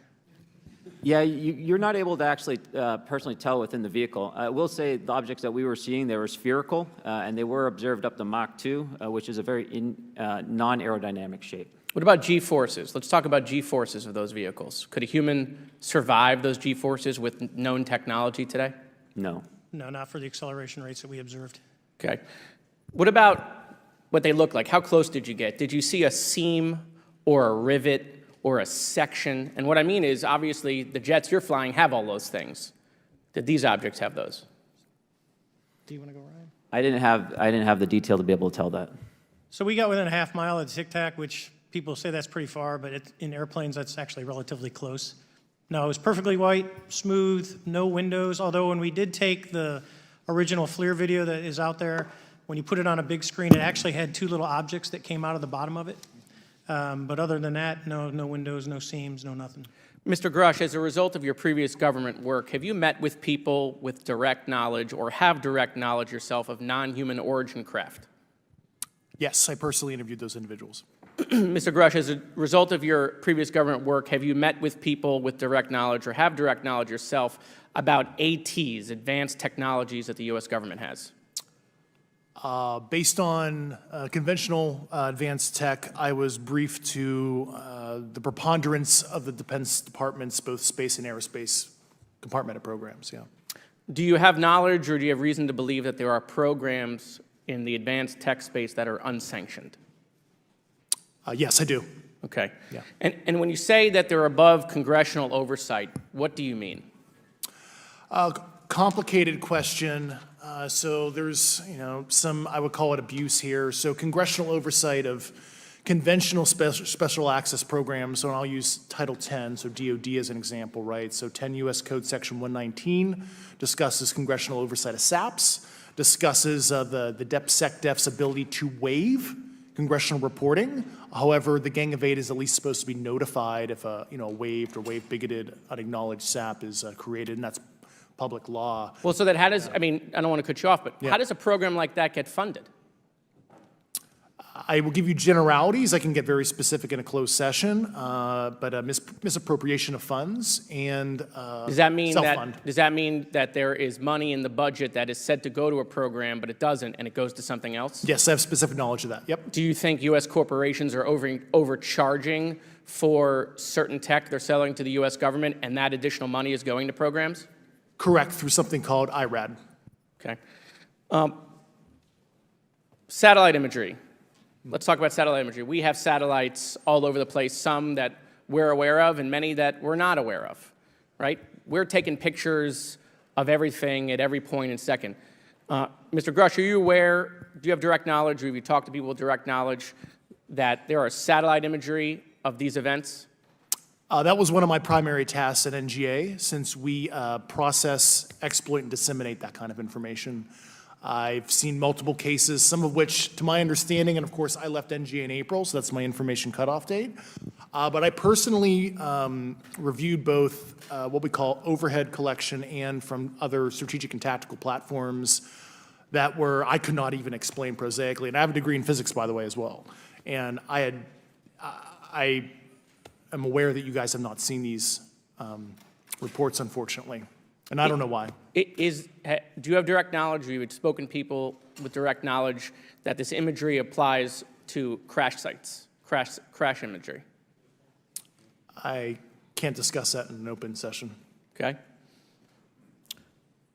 Do you have any information that the U.S. government is involved in a disinformation campaign to deny the existence of certain UAPs? I can't go beyond what I've already stated publicly in my News Nation interview because it touches other sensitivities. Okay. I'll yield the balance of my time back. Thank you, Mr. Chairman.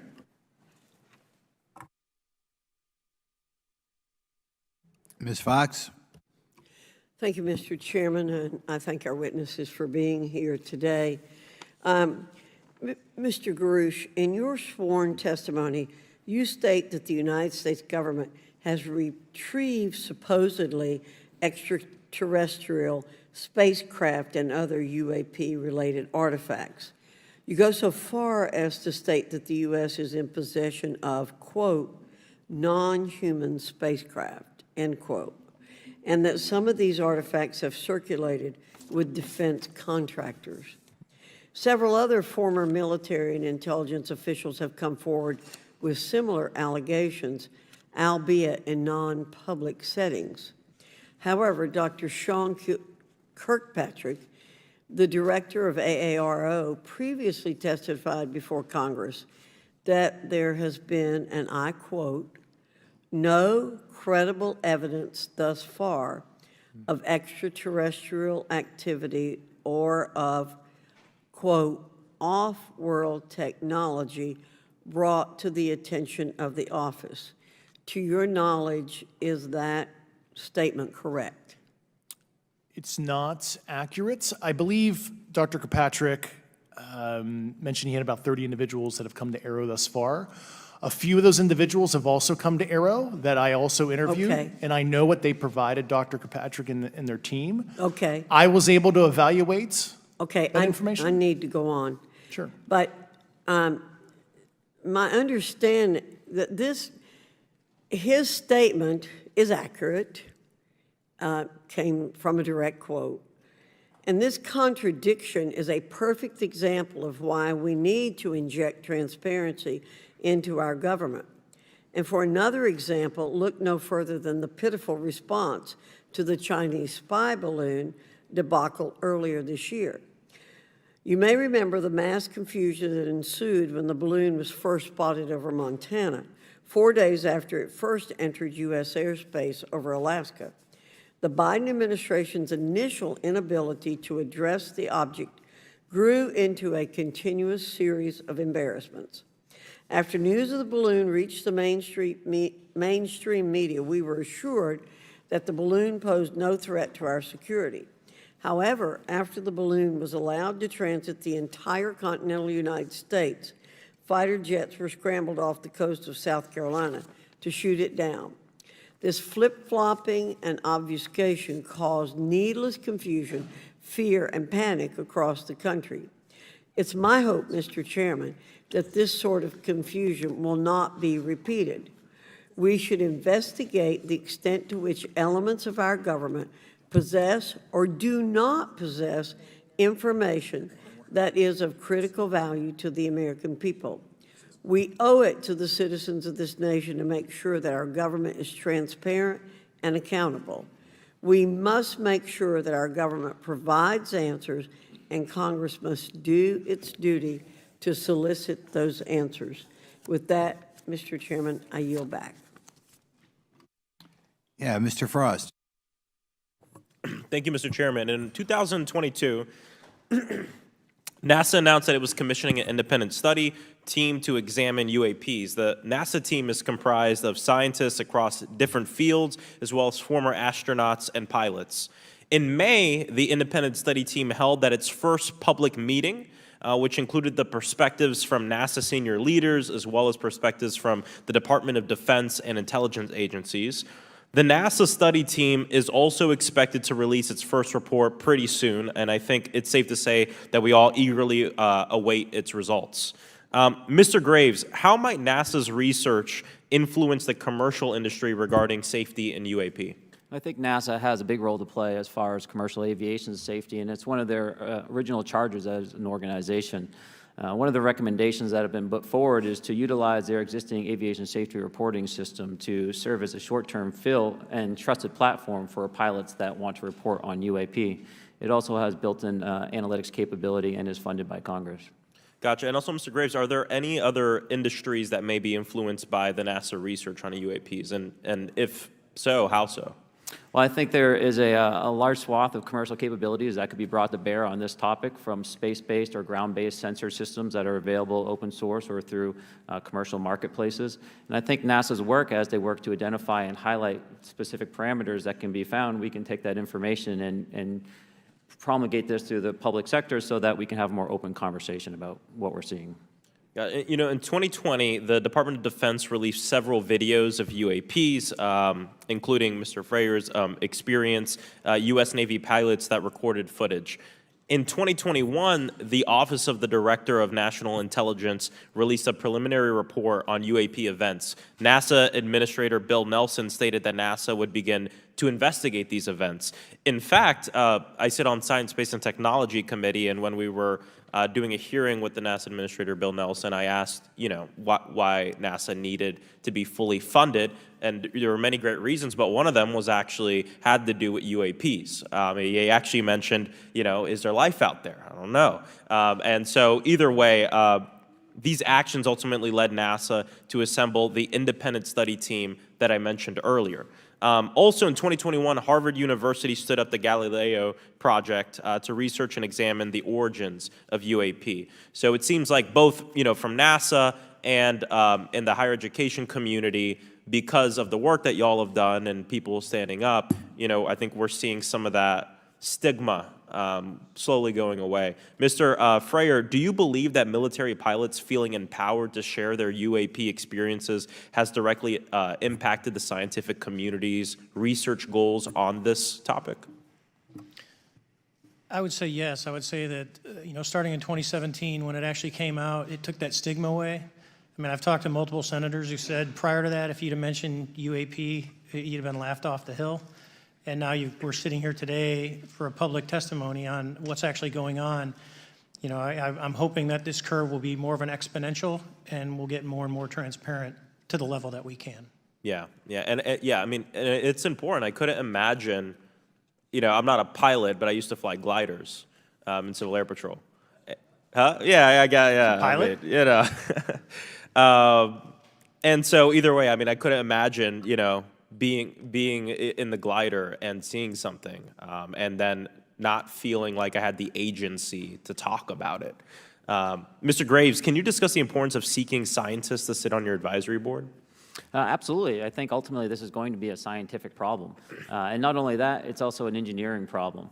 I've been working with the American Institute of Aeronautics and Astronautics to help them stand up a UAP integration committee to help integrate their engineering prowess into this problem. And so, yes, very much, I think this is an engineering and scientific problem as much as a national security problem. And how might Congress help to facilitate partnerships between the scientific community and the UAP focus groups within government? Well, I think one of the things they can do is to have these types of hearings to communicate to the public that this is a topic of interest. I think that there is a pseudo-market, if you will, of interested capabilities and talent that want to approach this topic, and we're seeing that start to grow now. So I think continued conversation, reduction of stigma is going to allow that to flourish and allow answers to help generate themselves. 100%. Well, thank you all for being here, and thank you for your work. I think it's important that we keep our top scientific minds focused on this issue and look for ways to increase collaboration. Thank you so much. I yield back. Mr. Comer. Thank you, Mr. Chairman. Let me say I want to thank you for having this hearing, and I want to thank Mr. Burchett and Ms. Luna for leading this hearing. And with that, I yield my 5 minutes to Mr. Burchett. Thank you, Mr. Chairman. I'm going to direct this, I believe, to Mr. Grush, but if any of you all feel like you need to jump in, just jump right in. We're good.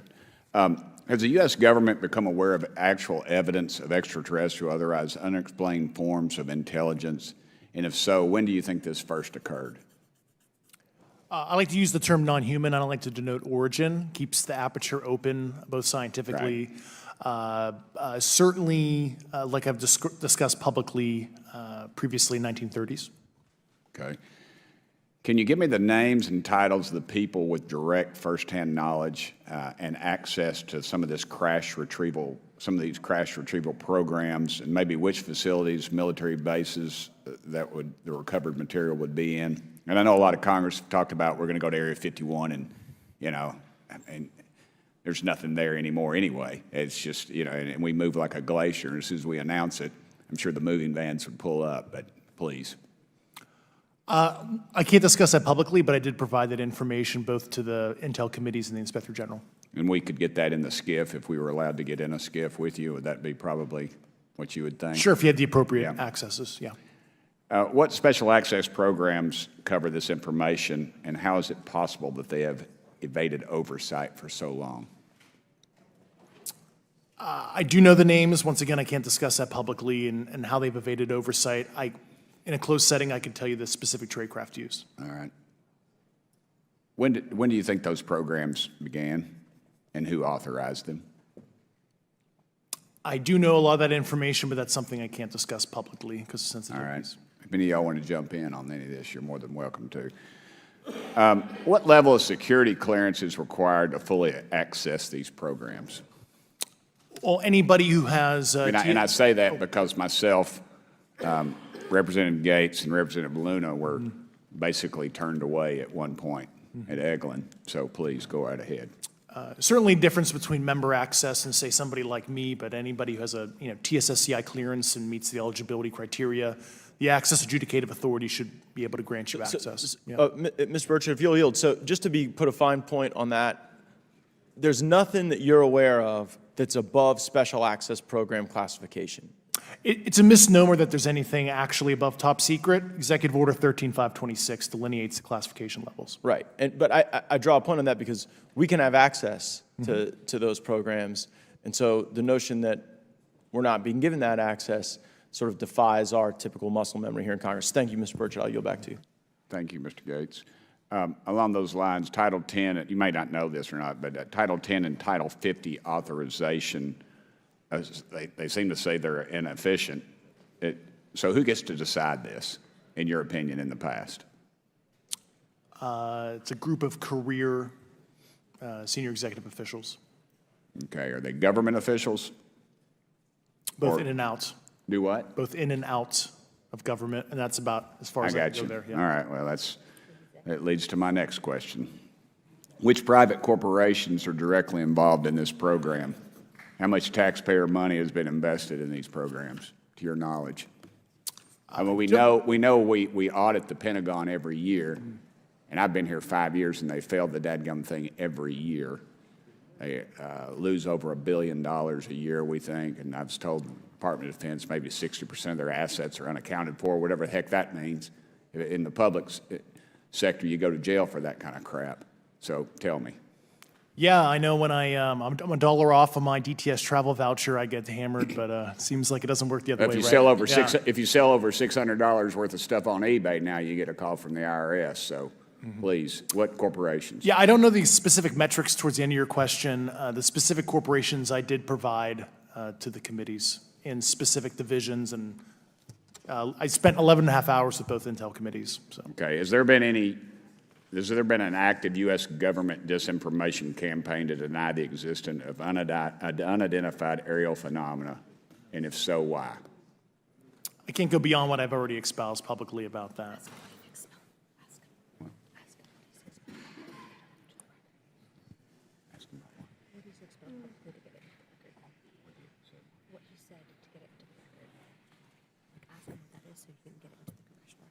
Okay, I've been told to ask you what that what that is and how to get it in the record? What have you stated publicly in your interviews for the congressional record? If you reference my News Nation interview and I talk about a multi-decade, campaign to disenfranchise public interest, basically. Chairman, I've gone. Yeah. Thank I you. apologize, Mr. Chairman. I yield back negative 21 seconds. Thank you. Ms. Ocasio-Cortez? Thank you, Mr. Chairman, and thank you to our witnesses for coming here today. I do concur with the ranking member as well as several other members here on this committee that this is a committee for whistleblowers and for the protection of whistleblowers as well. So we understand what you're putting on the table here and what you're putting on the line here, and we thank you for that. Mr. Grush, you sat on the Unidentified Anomalous Phenomenon Task Force created in the 2020 NDAA, correct? Yes. There have been some things that have been mentioned here during this hearing that I wanted to pick up on. Mr. Graves, you mentioned specifically during the answers to one of your questions, you named Boeing contractors being engaged in an incident regarding this red cube about a football field wide. I was wondering if you could speak a little bit about the interaction, or Mr. Grush, either of you, the interactions between defense contractor companies and any UAP-related programs or activities. So I'll just say that the information about the contractor himself were provided by a witness, and I have no particular detail in that relationship. Mr. Grush.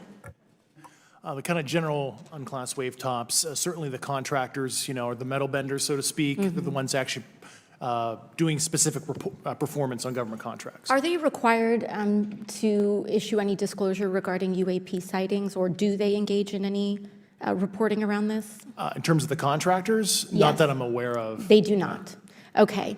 Now, when it comes to notification that you had mentioned about IRAD programs, we have seen defense contractors abuse their contracts before through this committee. I have seen it personally, and I have also seen the notification requirements to Congress abused. I am wondering, one of the loopholes that we see in the law is that there is, at least from my vantage point, is that depending on what we're seeing, is that there are no actual definitions or requirements for notification.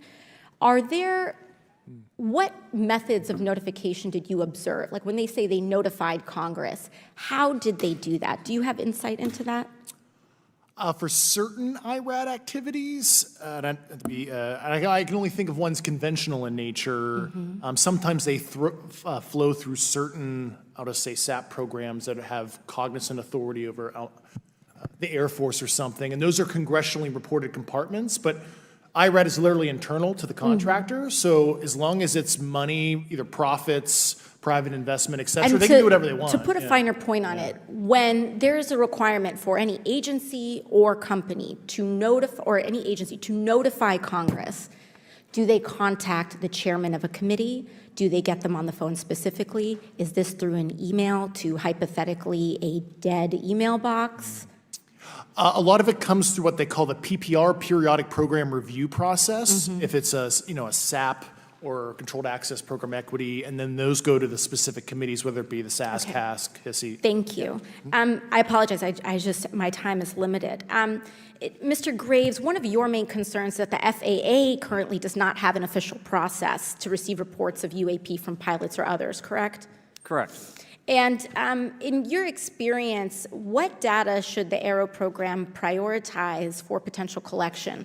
We have, location, date, time, but are there other specific characteristics that should be included in these reports? Certainly. I think that there's two categories that would be important. One would be kinematics and understanding the specifics of how the vehicle or objects are moving. And the second would be a more zoomed out approach of being able to look at origin and destination before the incident, as well as getting a better contextual understanding of how these objects are interacting with each other. Thank you. Now, because I only have a minute left, I apologize, we only have 5 minutes today, but for the record, if you were me, where would you look? Titles, programs, departments, regions, if you could just name anything. And I put that as an open question to the three of you. I'd be happy to give you that in a closed environment. I can tell you specifically. Thank you. Commander Fravor? And I would say, and I've told people that you have to know where to look. They're not going to divulge it to you because of the classification levels. But if you know where to look and who to talk to, which is exactly what Mr. Grush can point you, then you have them. Okay. Mr. Graves? I was an operator, so I was depending on folks like Mr. Grosh to do that homework. Okay. Thank you very much. I yield back to the chair. Mr. Biggs? Thanks, Mr. Chairman. I thank the witnesses for being here today. I'm over here. Thank you so much for being here. I want to get into specifics here, and the reason I'm going to go this way is because you've talked a bit about what I would call misdirection by official U.S. government with regard to UAPs, right? And so I'm going to get to that in a second. But last week, White House NSC spokesman John Kirby stated that UAPs are having an impact on our training ranges and need to be treated as a legitimate issue. Do you concur with his statements? That's for each of you. Yes. Yes. Yes. Okay. Now, having said that, I'm going to take you to specific instances around the Phoenix Valley, because that's where I live. And in '97, we had the famous Phoenix Light case. I don't know if any of you are familiar with that. There were two things that went along with that, and the explanation was military training range off Luke and the Barry Goldwater Range. Do you know anything different other than the official explanation of those lights? Only what's in the public vernacular about it. That was outside the scope of my duties. And if we wanted to, just my question along with my colleague from New York, Ms. Ocasio-Cortez, if we wanted to find out more about that, where would we go to find the files, and who would we address? And are you going to tell me we need to go to a SCIF so you can tell us in a SCIF? I could potentially give you a vector on that. That specific case, I'm familiar with it in terms of public, but I give you a vector in a closed environment, yeah. That would be good, thank you. So if it's true that UAPs are having an impact on training ranges, and this administration considers it to be a legitimate issue, what steps can Congress take to address training range impacts? And I say that having two very large training ranges in my state. And so we'll start with Mr. Graves and going down the panel. Some of the initial procedures have been implemented, such as within the United States Navy, that have a range failure report that gathers information from pilots. I understand that a service-wide reporting mechanism is still pending. However, that would be a great next step, not only for gathering information, but for showing the troops that it is an acceptable topic and reducing the stigma. Okay, please, all of you continue. Yeah, as a recipient of a lot of those training range reports, sometimes we only get contextual kind of oral reporting. It'd be nice if they attached all sensor data and there's a system in place that can handle multiple classifications of data. And that's an issue with the F-35, right? That jet was never built to be an ISR platform. And it's a pain in the, we'll just say, butt to get that data off. So, yeah. Great. Thank you. Yeah, I would agree with the previous two, being a user of those training ranges, that the data has to be out there. You have to acknowledge that you're seeing them, and then you have to collect the data. Right now, you get the report, someone says, I saw something, but no one collects the radar data to back it up and do research. Okay. Do you believe that the 2019 classification guidelines for UAPs interferes with the federal government's ability to be transparent with the American people? And do you think we need to be more transparent with the American people? All of you, yeah. I'll say yes to that. Yeah, I'm familiar with at least the UAP Task Force 2019 Security Classification Guide. I think it's fair. I did actually help author that with the director. You got a bias that way then. But I will say, I'll call it a lazy attitude about declassifying videos. I mean, I've seen some of the videos of the recent shoot down, and I saw no reason that couldn't have been released as long as they mask some data. The American people deserve to see that imagery and full motion video. I would think, well, in my opinion, I will say things are overclassified. I know for a fact the video or the pictures that came out in the 2020 report that had the stuff off the East Coast, they were taken with an iPhone off the East Coast. A buddy of mine was one of the senior people there, and he said they were originally classified at TSSCI. And my question to him was, what's TSSCI about these?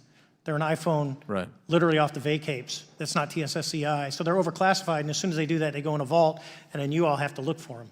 Yeah, so with the overclassification, that may be one way. Are there other ways that the DOD or intelligence agencies are keeping this information from the American people or even from Congress?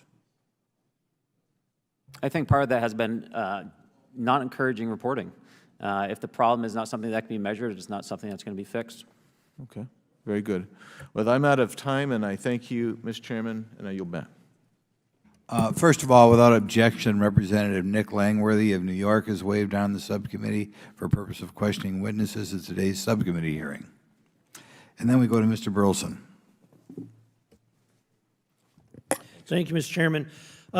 Appreciate you guys coming out today, testifying. Look, I've been here for 6 months, and I'm pretty skeptical. I don't trust anything in this town. And so I think that's because I'm from Missouri. You've got to show me, right?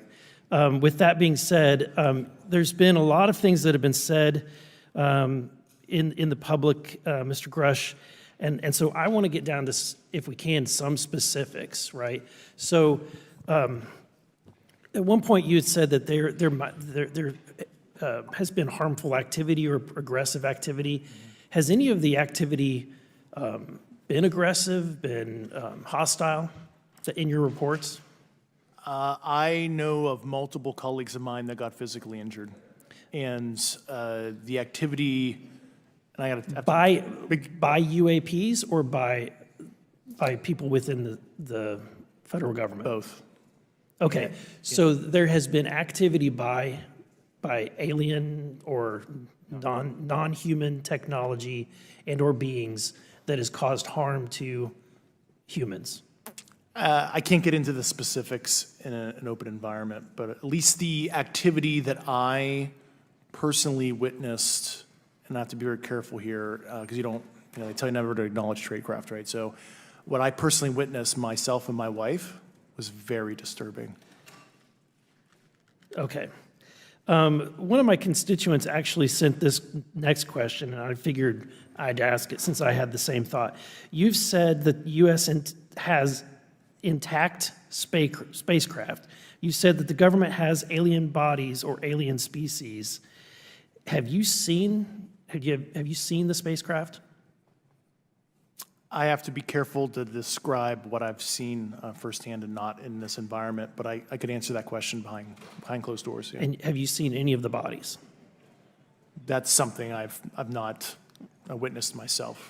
Okay, and so with that being said, the other statement that has been made that was intriguing to me it's intriguing because my view has been that we are billions of light years away from any other system. And the concept that an alien species that's technologically advanced enough to travel billions of light years gets here and somehow is incompetent enough to not survive Earth or crashes is something that I find a little bit far-fetched. And with that being said, you have mentioned that there's interdimensional potential. Could you expound on that? Yeah, to answer your first question, and I'm here as a fact witness and expert, but I will give you a theoretical framework, at least to work off, to kind of espouse crashes, regardless of your level of sentience, right? Planes crash, cars crash, n number of sorties, however high, a small percentage are going to end in mission failure, if you will, as we say in the Air Force. And then in terms of multidimensionality, that kind of thing, the framework that I'm familiar with, for example, is something called the holographic principle. It derives itself from general relativity and quantum mechanics, and that is, if you want to imagine a 3D object such as yourself casting a shadow onto a 2D surface, that's the holographic principle. So you can be projected, quasi-projected from higher dimensional space to lower dimensional. It's a scientific trope that you can actually cross, literally, as far as I understand, but there's probably guys with PhDs that we could probably argue about that. But you have not seen any documentation that that's what's occurring? Only a theoretical framework discussion, yes. Okay. Okay.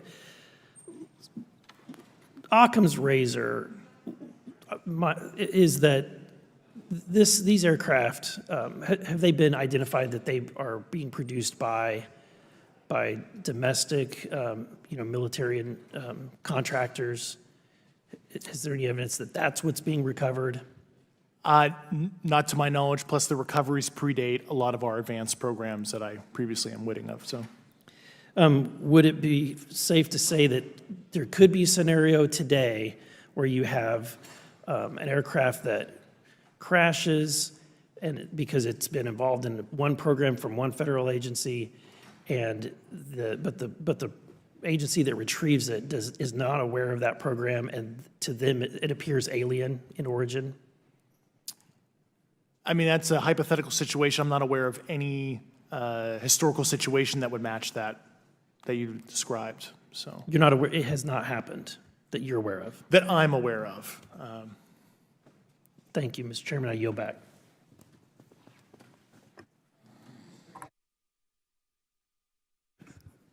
Several months ago, my office received a protected disclosure from Eglin Air Force Base indicating that there was a UAP incident that required my attention. I sought a briefing regarding that episode and brought with me Congressman Burchett and Congresswoman Luna. We asked to see any of the evidence that had been taken by flight crew in this endeavor and to observe any radar signature as well as to meet with the flight crew. We were not afforded access to all of the flight crew. And initially, we were not afforded access to images and to radar. Thereafter, we had a bit of a discussion about how authorities flow in the United States of America, and we did see the image. And we did meet with one member of the flight crew who took the image. The image was of something that I am not able to attach to any human capability, either from the United States or from any of our adversaries. And I'm somewhat informed on the matter, having served on the Armed Services Committee for 7 years, having served on the committee that oversees DARPA and advanced technologies for several years. When we spoke with the flight crew, and when he showed us the photo that he'd taken, I asked why the video wasn't engaged, why we didn't have a FLIR system that worked. Here's what he said. They were out on a test mission that day over the Gulf of Mexico. And when you're on a test mission, you're supposed to have clear airspace. Not supposed to be anything that shows up. And they saw a sequence of 4 craft in a clear diamond formation for which there is a radar sequence that I alone have observed in the United States Congress. One of the pilots goes to check out that diamond formation and sees a large floating, what I can only describe as an orb. Again, like I said, not of any human capability that I'm aware of. And when he approached, he said that his radar went down, he said that his FLIR system malfunctioned, and that he had to manually take this image from one of the lenses, and it was not automated in collection, as you would typically see in a test mission. So I guess I'll start with Commander Fravor. How should we think about the fact that this craft that was approached by our pilot had the capability of disarming a number of the sensor and collection systems on that craft? Well, I think this goes to that national security side, and you can go back through history of things showing up at certain areas and disabling our capabilities, which is disheartening. And for us, I mean, like I said, it completely disabled the radar on the aircraft when it tried to do it, and the only way we could see it is passively, which is how he got that image. So I think that's a concern on what are these doing, not only how do they operate, but their capabilities inside to do things like this. And how should we think about 4 craft moving in a very clear formation, equidistant from one another, in a diamond?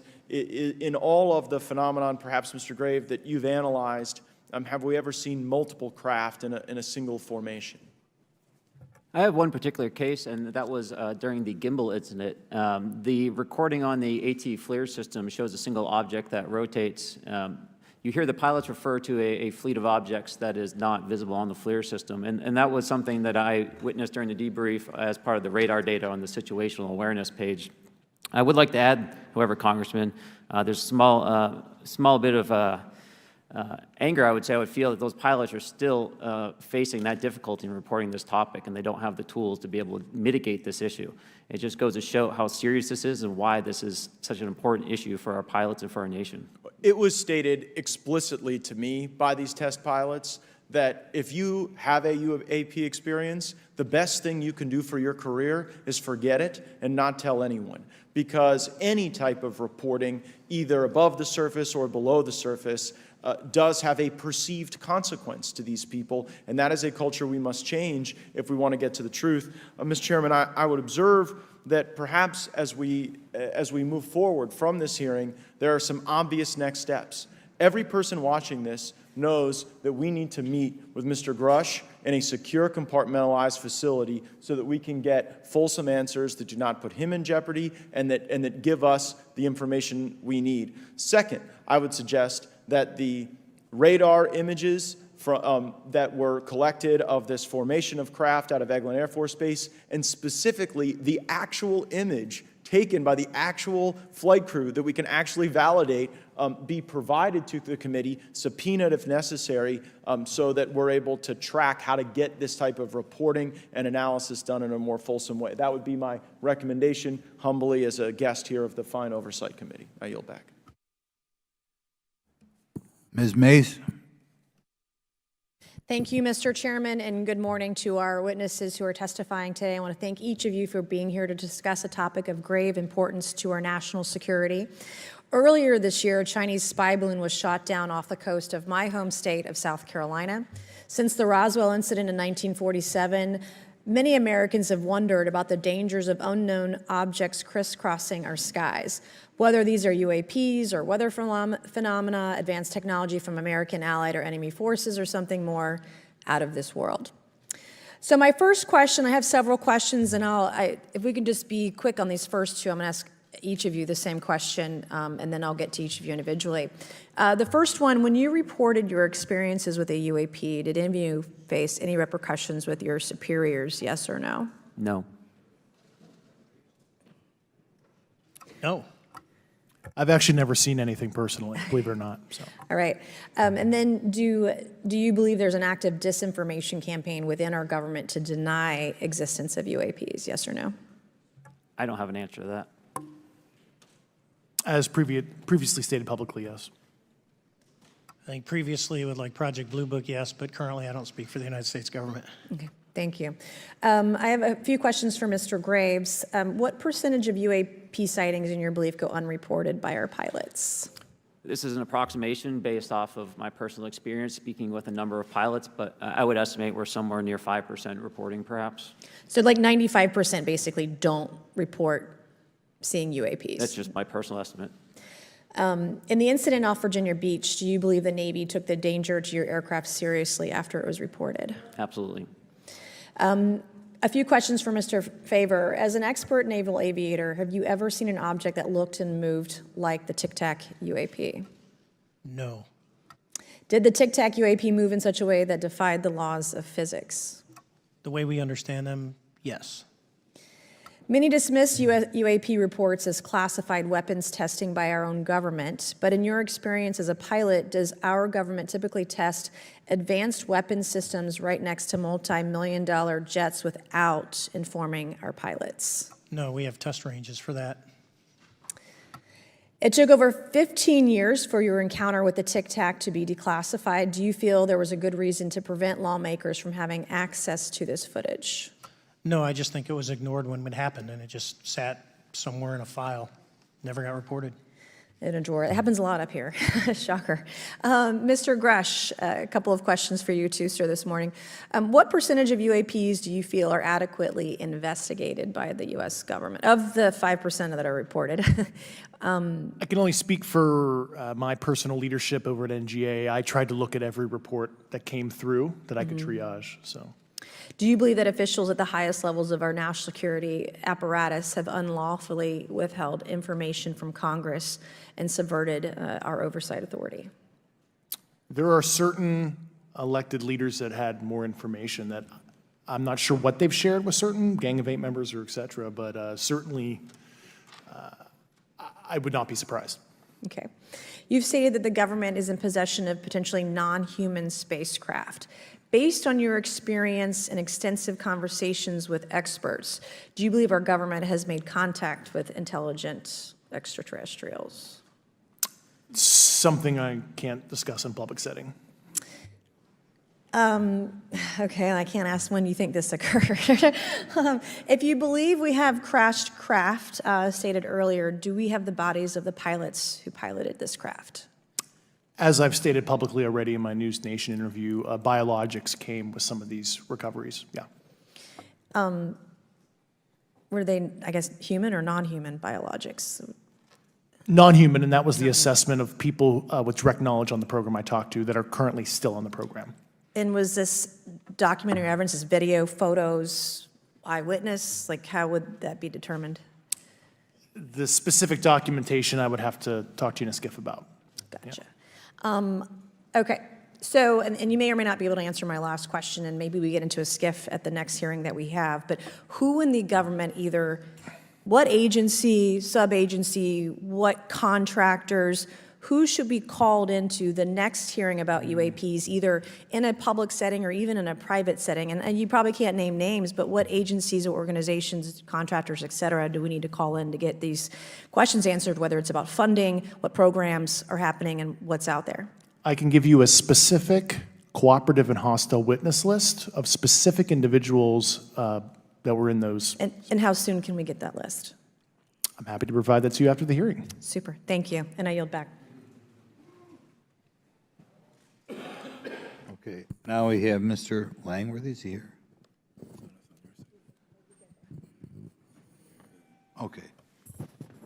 Thank you very much. I'd like to thank all of the witnesses for being here today to discuss this very unique topic. And I'd like to jump right into my questions, if you don't mind. Commander Fravor, can you briefly describe your background? Yeah, I was an enlisted Marine, Naval Academy graduate, Navy, flew for 18 years, got a master's from University of Houston, and I've worked in the private sector for the last, 16 years, 17 years. I do a lot of defense work. So. Really gold-plated credentials. Commander Fravor, we have all seen the floating Tic Tac video that you engaged with on November 14th, 2004. Can you briefly talk about why you were off the coast of San Diego that day? Yeah, we were at a workup with all the battle groups, so we integrate the ships with the carrier, the air wing with the carrier, and we start working. So we were doing an air-to-air defense to hone not only our skills, but those of the USS Princeton when they had been tracking them for 2 weeks. The problem was that there was never manned aircraft airborne when they were tracking them, and this was the first day, and unfortunately, we were the ones airborne and went and saw it. Do you remember the weather that day? Was it cloudy or windy or anything out of the ordinary on the Pacific coast? It was actually, if you're familiar with San Diego, it was a perfect day, light winds, no white caps, clear skies, not a cloud. It was, for flying, it was the best. Now, is it true that you saw, in your words, a 40-foot flying Tic Tac-shaped object? That's correct. Or for some people that can't know what a Tic Tac is, it's a giant flying propane tank. Fair enough. Did this object come up on radar or interfere with your radar or the USS Princeton? The Princeton tracked it, the Nimitz tracked it, the E-2 tracked it. We never saw it on our radars. Our fire control radars never picked it up. The other airplane that took the video did get it on a radar. As soon as it tried to lock it, it jammed the radar, spit the lock, and he rapidly switched over to the targeting pod, which you can do in the F-18. From what you saw that day and what you've seen on video, did you see any source of propulsion from the flying object, including on any potential thermal scans from your aircraft? No, there's none. There's no IR plume coming out. And Chad, who took the video, went through all the EO, which is black and white TV, and the IR modes, and there's no visible signs of propulsion. It's just sitting in space at 20,000 feet. In your career, have you ever seen a propulsion system that creates no thermal exhaust? No. Can you describe how the aircraft maneuvered? Abruptly, very determinate. It knew exactly what it was doing. It was aware of our presence, and it had acceleration rates. I mean, it went from 0 to matching our speed in no time at all. Now, if the fastest plane on Earth was trying to do these maneuvers that you saw, would it be capable of doing that? No, not even close. And just to confirm, this object had no wings, correct? No wings. Now, was the aircraft that you were flying, was it armed? No, never felt threatened at all. If the aircraft was armed, do you believe that your aircraft or any aircraft in possession of the United States could have shot the Tic Tac down? I'd say no, just on the performance, it would just left in a split second. It looks like that we have a problem here that needs further investigation. Yes. In your belief, is this flying Tic Tac, I mean, is it capable of being the product of any other nation on the earth? No, like I said earlier, I think it defies current material science and the ability to develop that much propulsion. And I know there's been some physicists that have done calculations, which is beyond anything that we have. Well, either the United States has an adversary here in this world that we don't know, or we really have some serious investigations to do. I really appreciate you being here. Is there anything else about the November 14th, 2004 incident that you think is important for this committee to know that you haven't been asked here today? No, it's been said it's probably the most credible UFO sighting in history based on all the sensors that were tracking it, and then for us to get visual and to go against the naysayers that it's something on the screen or whatever. I mean, there's 4 sets of human eyeballs. We're all very credible. Of the 6 of us that were involved in the thing, including the video, every one of us is going to do 20 plus years in the military in very responsible positions. So I'd say the world needs to know that. It's not a joke. Well, thank you very much for your testimony here today for all of you, and I yield back, Mr. Chairman. Mr. Douglas? Thank you, Mr. Chairman, and thank you all for being here and the courage it took to come forward and again, the sacrifice that each of you have made. I serve on the National Security Subcommittee for the Financial Services Committee, so I really want to stay in the national security lane, if I may. So when we think about traditional adversaries and both us towards them and them towards us, we probe their capabilities. We look for weaknesses, and we collect that data, that reconnaissance in the event we need it in the future. For each of you, yes or no question, based off of your own experience or the data that you've been privy to, is there any indication that these UAPs could be essentially collecting reconnaissance information? Mr. Graves? Yes. Mr. Grush? Fair assessment, yeah. Mr. Fravor? Very possible. Again, in the national security vein, is it possible that these UAPs would be probing our capabilities? Yes or no, Mr. Graves? Yes. Grush? Yes. Fravor? Definitely.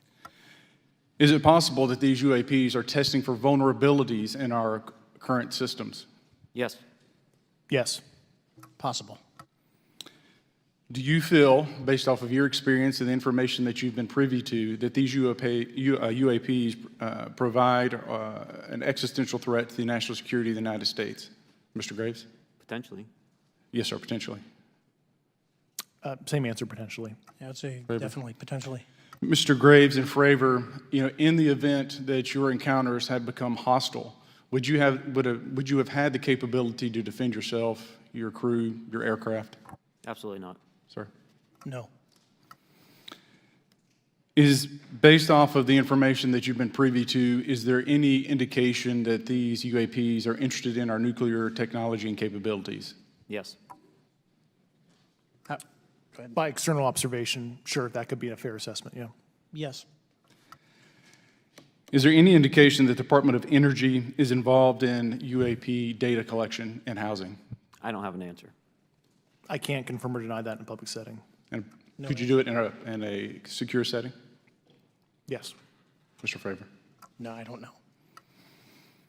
Mr. Chairman, I think I'm the last member to go, but there clearly is a threat to the national security of the United States of America. As members of Congress, we have a responsibility to maintain oversight and be aware of these activities so that, if appropriate, we take action. I would encourage the chairman to demand that we have any and all, but in particular Mr. Grush, talk to us in a skiff. And if that access is denied, I will personally volunteer to initiate the Holman Rule against any personnel or any program or any agency that denies access to Congress. Mr. Chairman, with that, I will yield the remainder of my time to my fellow colleague from Tennessee, Mr. Burchett. Thank you, Mr. Chairman. Thank you, Mr. Ogles, for the great questions, brother. Mr. Grush, I might have asked this before, but I want to make sure. Do you have any personal knowledge of someone who's possibly been injured working on legacy UAP reverse engineering? Yes. Okay. How were they injured? Is it something like a radioactive type situation or something we didn't understand? I've heard people talk about Havana syndrome type incidences. What was your recollection of that? I can't get into specifics, but you could imagine assessing an unknown unknown. There's a lot of potentialities you can't fully prepare for. How do you think we ought to handle UAP whistleblower complaints like yours in the future? Yeah, there was some issue with mine. So, PPD 19 process, it goes to the Intel committees, either through PPD 19 or ICD 120. There's not a good way for the Intelligence Community Inspector General to provide that to other committees. And I asked my information to be sent to the House and Senate Armed Services Committee because there are Title X equities at play, but there was no smooth process to do so. Yeah. That's a trash can. Are you aware of any individuals that are participating in reverse engineering programs for non-terrestrial craft? Personally, yes. Do you know any that would be willing to testify if there were protections for them? Certainly closed door and assurances that breaking their NDA, they're not going to get administratively punished for so. Yeah. I yield, Mr. Chairman. Thank you. We're going to do something a little bit out of the ordinary here. We're going to give 3 people a chance at an additional 3 minutes. So, Mr. Burchett, do you want to keep going? Why don't you come back to me, Mr. Chairman? Ms. Luna, if she's on, is she on that list? Sure. Chairman, I'd like to submit for the record an article by News Nation, and it follows Mr. Grush's full interview for the record. Without objection. Thank you. Mr. Grush, why is it that you refer to the phenomenon as non-human intelligence? Why deviate from the basis of extraterrestrial life? I think the phenomenon is very complex, and I like to leave an open mind analytically to specific origin. When you say specific origin, are you referring, can you elaborate on that for those that might not? If it's a traditional extraterrestrial origin or something else that we don't quite understand from either a biological or astrophysics perspective, yeah, I just like to keep an open mind on what it could be, yeah. Okay, and referring to your News Nation interview, you had referenced specific treaties between governments. Article 3 of the Nuclear Arms Treaty with Russia identifies UAPs. It specifically mentions them. To your knowledge, are there safety measures in place with foreign governments or other superpowers to avoid an escalatory situation in the event that a UAP malevolent event occurs? Yeah, you're referring to actual a public treaty in the UN Register. It's funny you mentioned that. Yeah, the Agreement on Measures to Reduce the Risk of Outbreak of Nuclear War signed in 1971. Unclassified treaty, publicly available. And if you cite the George Washington University National Security Archives, you will find the declassified in 2013 specific provisions in the specific red line flash message traffic with the specific codes pursuant to Article 3 and Article, also Situation 2, which is in the previously classified NSA archive. What I would recommend, and I tried to get access, but I got a wall of silence at the White House, was those specific incidents when those message traffic was used. I think some scholarship on that would open the door to a further investigation using those publicly available information. Thank you. And then my last question with 51 seconds remaining. You mentioned white-collar crimes potentially being taking place in regards to a cover-up. Can you please elaborate? I have concerns based on the interviews I conducted under my official duties of potential violations of the Federal Acquisition Regulations, the FAR. Thank you very much, Chairman. I yield the remainder of my time. Okay, we'll go to Mr. Raskin for 3 minutes. Thanks, Mr. Chair, and I thank the witnesses for their endurance and service today. Mr. Fravor, you've described your episode in detail now, and you call it the most credible UFO sighting in history. But I wonder, was this the first time that you encountered a UFO or a UAP in 2004? Yes. And what was your general attitude or perspective on the UFO discussion before that happened? I never felt that we were alone with all the planets out there, but I wasn't a UFO person. I wasn't watching History Channel and MUFON and all that. And have you had experiences or encounters since that happened? No. And so have you formed any general conclusions about what you think you experienced then? Yes, I think what we experienced was, like I said, well beyond the material science and the capabilities that we had at the time, that we have currently, or that we're going to have in the next 10 to 20 years.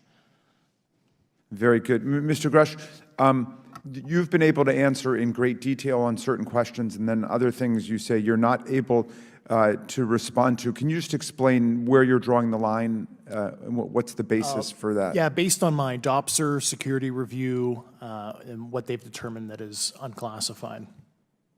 I see. So you're answering any questions that just call upon your knowledge of unclassified questions, but anything that relates to classified matters you're not commenting on in this context? In an open session, but happy to participate in a closed session at the right level, yeah. Okay. And Mr. Graves, you've said that there are dozens of fellow pilots, military pilots. Are there also commercial pilots who've encountered the same kind of sightings that you described before? They are similar. Commercial pilots have less range and less sensors to be able to reach out and look for objects over wide swaths of airspace. And so pilots are seeing them, commercial pilots are seeing them, and they're typically closer, and the range of what they're seeing is pretty large. What is the most vivid, concrete sighting with the naked eye of the objects that you described before, the cube-like objects? Certainly. I think the most vivid sighting of that would have been near midair that we had at the entrance to our working area. One of these objects was completely stationary at the exact entrance to our working areas, not only geographically but also at altitude. So it was right where all the jets are going, essentially on the eastern seaboard. The two aircraft flew within about 50 feet of the object, and that was a very close visual sighting. And you were in one of the aircraft? I was not. I was there when the pilot landed. He canceled the mission after, and I was there. He was in the ready room with all his gear on, with his mouth open, and I asked him what the problem was, and he said he almost hit one of those darn things. He said he was 50 feet away from it? Yes, sir. And his description of the object was consistent with the description you gave us before? A dark gray or a black cube inside of a clear sphere. Inside of a clear sphere? Yes. And with no self-evident propulsion system? No wings, no IR energy coming off of the vehicle, nothing tethering it to the ground, and that was primarily what we were experiencing out there. I'm over time. Thank you very much for your service, and I yield back to Mr. Chairman. Very good. Mr. Burchett? Thank you, Mr. Chairman. This is for all three of y'all, starting with Mr. Graves. Why did you come forward on this issue?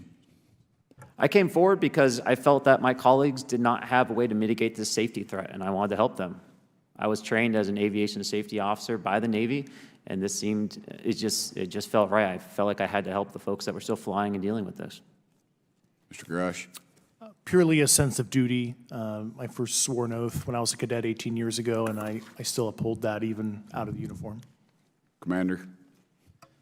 I was pestered by a friend, and I asked why, and he said, "You're the one person that they can't discredit, and you'll add credibility to the New York Times article." And so after about 6 times, I said, "Okay."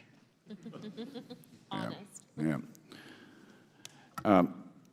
This town isn't made, unfortunately, by people like y'all. We thank y'all. And I do want to also thank the people in the audience and the people that are watching this that can't be, people all over the world that have kept this issue alive. You've endured criticism and derogatory remarks, and we're trying to get to the bottom of it. And so God bless y'all. Thank y'all so much. We really appreciate you guys and gals.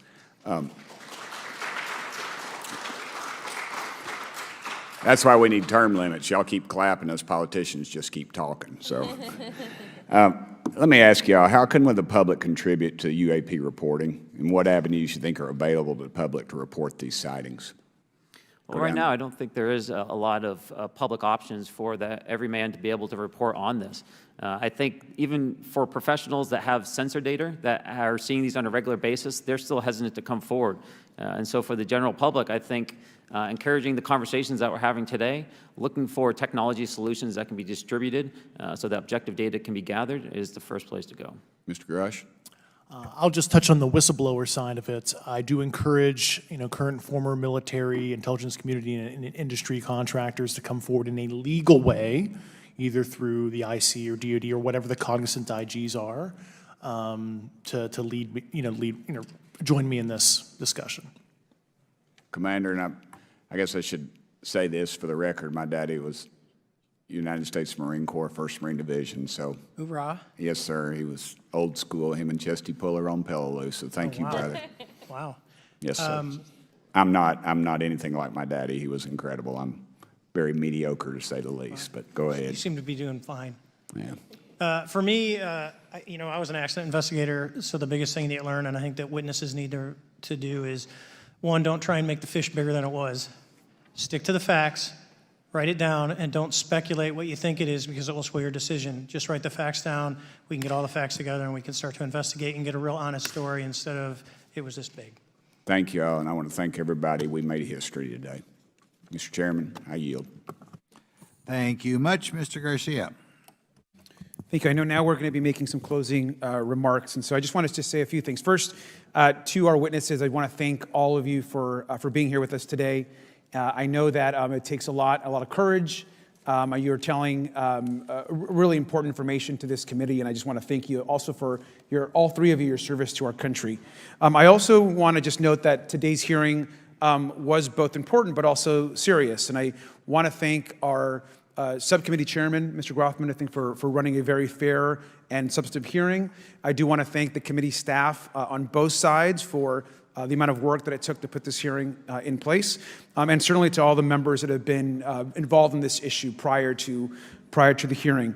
I also want to note for our witnesses and for the public that I'm a freshman member of Congress, and I've only been here for 7 months, but this is by far the most bipartisan conversation and discussion that I have seen happen in the Congress. And I think that a topic of this significance as it relates to our national security, as it relates to information that we're trying to gather for the American public, does bring people together, and I think that's been really great to see. I think it's also important to note for the public, today in our hearing, we had on our side also both our full ranking member, which is Mr. Raskin, and our vice ranking member, which is Ms. Ocasio-Cortez, both here at our hearing. I think it shows the importance and seriousness that our side of the aisle is taking to this important hearing, but also to the broader issue as it relates to working with our Republican counterparts on this committee.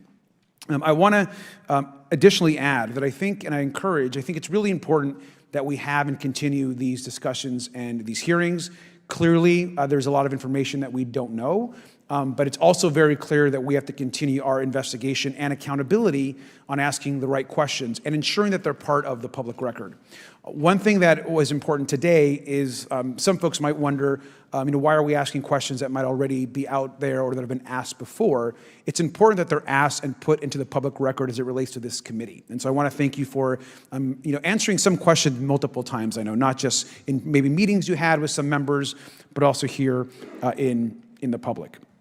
Let me also just add an additional note that it's important also that our friends in the media and those that are not just reporting on this hearing, but that have reported on this topic and that may in the future, the media has an important role in this process. And it's very important that the media engages, does independent investigation, and reports on not just what happened today, but what they see independently as what is happening around UAPs in the broader community. That is also an important public benefit that we have in trying to get the information and the facts as it relates to this. Let me also just say finally that as a teacher and an educator and a longtime teacher and researcher, that I also really believe in following facts, in doing your homework, and in making sure that you follow science as we try to get as most information as possible. And so I want to thank you all for agreeing to do that today. Transparency is a cornerstone of government. We live in a vast galaxy, a lot of unanswered questions, and thank you all for being here today. Mr. Chairman. Thank you. I'd like to one more time thank Mr. Burchett and Ms. Luna for bringing this to our attention. It's a topic that has interested me since I was in school. It was a very illuminating hearing. Obviously, I think several of us are going to look forward to getting some answers in a more confidential setting. I assume some legislation will come out of this. Sure. I apologize, Mr. Chairman. I need to compliment the folks in my office that did a lot of the work on this. Rachel and Noah sitting behind me here. They're very quiet and humble, but if without them, this thing would not have come off like it did, so I apologize. Thank you. I think we're going to want to look into what we can do to make more of this information public. I think there's certainly a time period after which it should always be made public, and people have been concerned about these issues, like I said, since I was in high school. But in any event, I'd like to thank everybody who was here, sticking through the entire hearing. Without objection, the members will have 5 legislative days to submit materials and to submit additional written questions for the witnesses, which will be forwarded to the witnesses for their response. If there's no further business, without objection, the subcommittee stands adjourned.